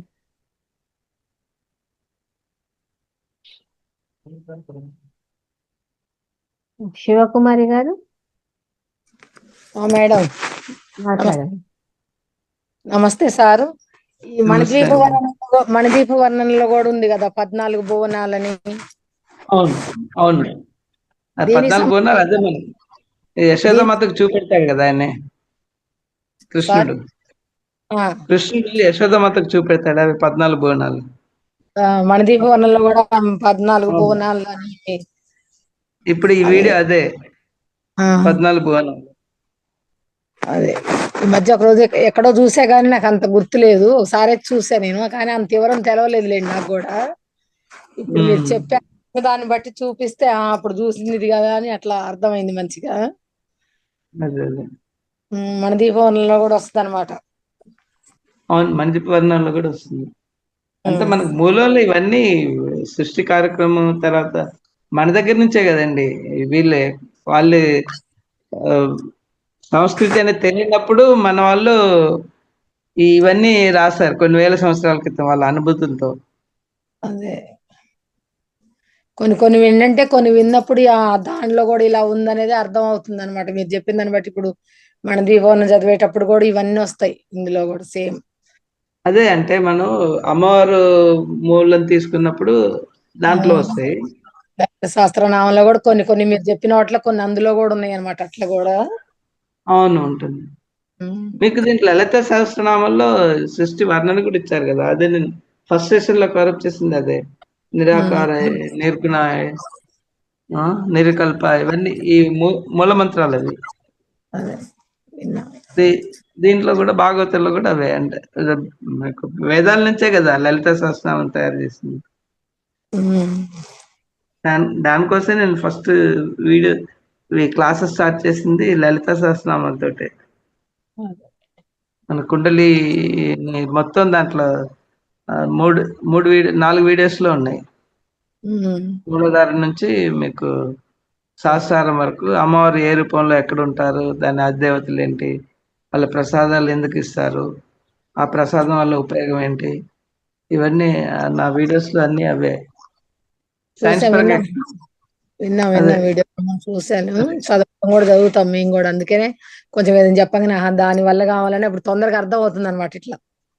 అవును, అది ఎందుకంటే నాకేంటంటే లేడీస్ చాలా మంది చదువుతారు కదా, దాని అర్థం తెలిసినప్పుడు ఇంకా బాగుంటుంది. దానికోసమే ఆ మూలం అర్థం చెప్పి సైన్స్ పరంగా చెప్పాను. ఇప్పుడు మనకు అందరికి ఇప్పుడు జ్ఞానులందరికీ పిరమిడ్ వాళ్ళకి ఈ చక్రాల గురించి అందరికీ తెలుసు. 7 శరీరాలు 7 చక్రాలు. సో దానికి అక్కడ ఆల్రెడీ దాంట్లో చక్రాల గురించి అమ్మవారు ఎలా రేస్ అవుతుందని చెప్పారు కదా. మూలాధార సమారాధ్య, బ్రహ్మగ్రంథి విభేదిని, మణిపూర విష్ణుగ్రంథి విభేదిని, రాజ్ఞాచరం, సుధాసార వివర్షిని. సుధాసార్ అంటే యాక్చువల్లీ అమృతవర్షిని. ఎక్కడ మీకు శాస్త్రదళంలో మీకు బిందు రూపంలో ఉంటుంది అమ్మవారు. బ్రహ్మరంధం నుంచి మీకు ఎప్పుడైతే ఎన్లైటన్ అవుతారనుకోండి, మీకు ఈ ఆజ్ఞాచక్రం ఓపెన్ అయిన తర్వాత నెక్స్ట్ మీకు ఆ బ్రహ్మరంధం ద్వారా ఆ మహాచైతన్యం అనేది మనకు లోపల శాస్త్రారంలో ఎంటర్ అవుతుంది. శాస్త్రారంలో అంటే శాస్త్రదళ పద్మం కదా, పద్మంలో మధ్యలో బిందు స్వరూపిణిగా ఉంటుంది ఆమె. ఆ మళ్ళీ పద్మానికి ఒక తొడిమ ఉంటుంది కదా, ఆ తొడిమ ఎలా అంటే మీకు మధ్యలో హోల్ ఒక దారంలో గొట్టంలా కనిపిస్తాయి కదా. ఆ సుధా అనేది అమృతం, అది అలా మీకు ఈ పైప్ ద్వారా లోనికి వచ్చేస్తుంది. వచ్చి ఆజ్ఞాచక్రంకి 2 కలుస్తాయి అన్నట్టు. అనంతం నుంచి వచ్చే విశ్వం నుండి వచ్చే మహా చైతన్యము మన మూలాధారం నుంచి వచ్చిన ఇది 2 కలిస్తాయి అన్నట్టు. ట్విన్ ఫ్లేమ్స్ అంటారు వాళ్ళు సైన్స్ లో. ట్విన్ ఫ్లేమ్స్ ఎప్పుడైతే మీకు కలుస్తుందో అప్పుడు మీ ఉండే టైం బట్టి మొత్తం గడ్డంగా తగలబడ్డట్టు పూర్వజన్మ కర్మలన్నీ తగలబడిపోతాయి. ఇంకా అప్పుడు ఏంటంటే మీకు ఇంటర్నల్ వాయిస్ ఎప్పుడైతే డెవలప్ అయ్యి దాన్ని మీరు ఫాలో అయినప్పుడు అది ముక్తి మార్గంలో నడిచినట్టే. అంటే ఈ 3 అంటే మీకు ఆలోచన, వాక్కు, క్రియ 3 అవేర్నెస్ ఉంటుంది, అనుసంధానం చెందుతాయి అన్ని. అవి అనుసంధానం చెందడం అంటే ఇచ్ఛాశక్తి, క్రియాశక్తి, వాక్శక్తి, మీరు ఆ దేవతా స్వరూపాలతో మీరు ఉన్నట్టు. అనుసంధానం చెందలేదంటే త్రిపురాసురులతో ఉన్నట్టు. సో మీరు ఇప్పుడు త్రిపురాసురులో ఉన్నారా లేదా త్రిశక్తి మాతలతో, ఇచ్ఛాశక్తి, క్రియాశక్తి, జ్ఞానశక్తితో ఉన్నారనేది అది మీరు కంపేర్ చేసుకోవాలి. మీకు ఒకసారి అనాహత దాటారని ఈర్ష్యా దేశ ఆశయాలు వదిలేశారంటే ఆటోమేటిక్గా ఫాస్ట్ గ్రోత్ అవుతారు. జ్ఞాన నేత్రం ఓపెన్ అవుతుంది. దాన్ని బట్టి ఇంకా మను నేత్రము, జ్ఞాన నేత్రము, దివ్య నేత్రము, ఇవన్నీ ఒకదాని తర్వాత మొత్తం 4 నేత్రాలు ఉంటాయి. ఉమ్. ఓపెన్ అవుతాయి. మన ఏది ఓపెన్ అయిందో దాన్ని బట్టి మనకు అనుభూతులు కలుగుతుంటాయి.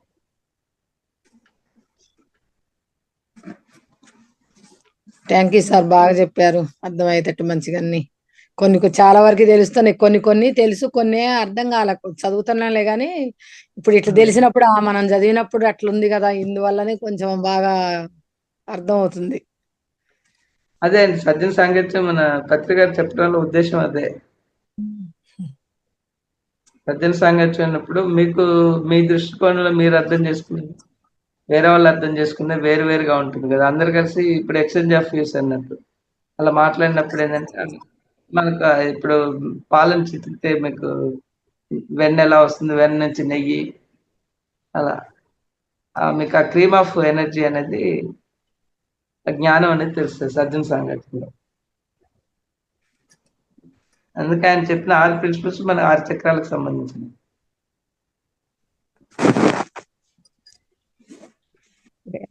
Okay sir, thank you. ఇంకా మాస్టర్స్ సార్, మంచిగా చెప్పటం, అందరికి అర్థమయ్యేలాగా. మీ సెషన్ అంటేనే బాగుంటది.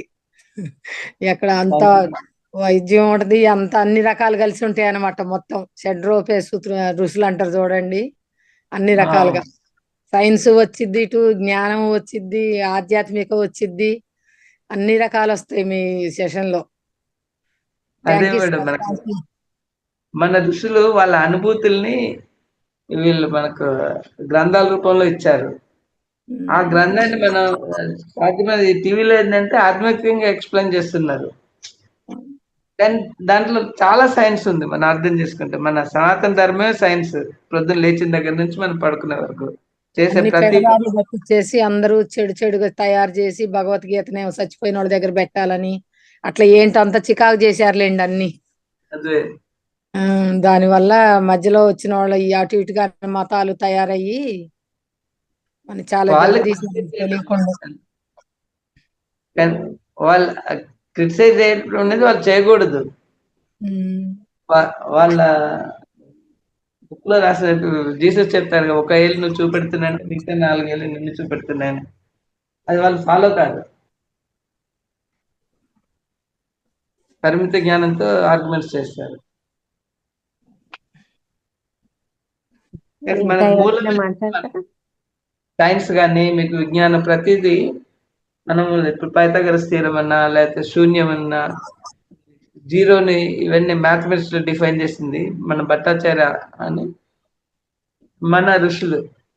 అవునా? జీరో డెఫినేషన్ అంతకుముందు లేదు ఇంగ్లీష్ లో. ముందు మన ఋషుల ద్వారానే అదంతా తెలియజేయడం జరిగింది. వాళ్ళేదో తర్వాత మేము ఇన్వెంట్ చేసాము అని అనుకుంటారు, కానీ అంతకు ముందే ఇవన్నీ కూడా జీరో వాళ్ళు కనిపెట్టింది, జీరో కనిపెట్టింది మన వాళ్ళే. పైథాగరస్ థియరం కూడా మన వాళ్ళే కనిపెట్టింది. మీకు వేదిక్ మ్యాథమెటిక్స్ లో అన్ని ఉంటాయి, అవును సార్, వాటిని వాళ్ళు తస్కరించి వాళ్ళు కనిపెట్టినట్టుగా రాసుకుంటారు.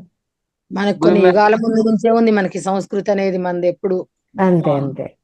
కానీ అదంతా మనవాడికి సరిగా పట్టించుకోక ఏదో చెప్పిన మాటలిని జనాలతోటి వాళ్ళు ఇదని అట్లా చేశారులే గాని మొత్తం సంస్కృతి వాళ్ళు ఉంది. డిస్కస్ చేశారు. 300 వాళ్ళ ఒక బ్రిటిషర్స్ 300 సంవత్సరాలు, అంతకుముందు 300 సంవత్సరాలు వీళ్ళు ముస్లిమ్స్ మన కల్చర్ మొత్తం డిస్ట్రాయ్ చేశారు. ఇప్పుడు ఏమో ఇంకా ఇంకో 60 సంవత్సరాలు మన పొలిటికల్ లీడర్స్ నాశనం చేశారు. 60-65 సంవత్సరాలు.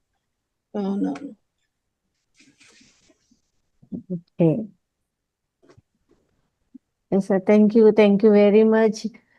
ఇంత అద్భుతమైన జ్ఞానాన్ని అందించిన మీకు అనంత కోటి ఆత్మ నమస్కారాలు తెలియజేస్తున్నాం. థ్యాంక్ యూ మాకు అవకాశం ఇచ్చారు, మాట అనుగ్రహించింది అంటే ఇలానే చెప్తుండాలి మంచి మంచి విషయాలు మాకు. కృష్ణుని మించిన జగద్గురు లేరు. వస్తే సుతంత కంస్థానరు మధ్యనం కృష్ణ వందే జగద్గురు.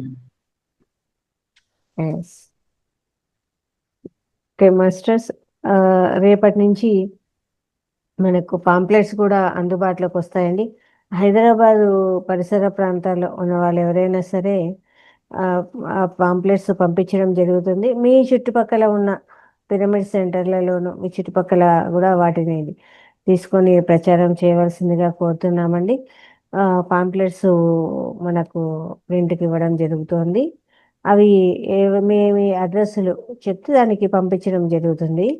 అక్కడి నుంచి మీకు దగ్గరలో ఉన్న మొత్తం పిరమిడ్ సెంటర్లు నియర్ బై ఉండేటువంటి అక్కడ ఇచ్చి రావడము, అక్కడ ప్రచారం చేయాల్సిందిగా సార్ చెప్పడం జరుగుతుంది అనమాట. ఇది ప్రతి ఒక్కరు కూడా గమనించవలసిందిగా కోరుతున్నాము. ఇంకా మనకు పిరమిడ్ సెంటర్స్లోను నియర్ బై ఉన్న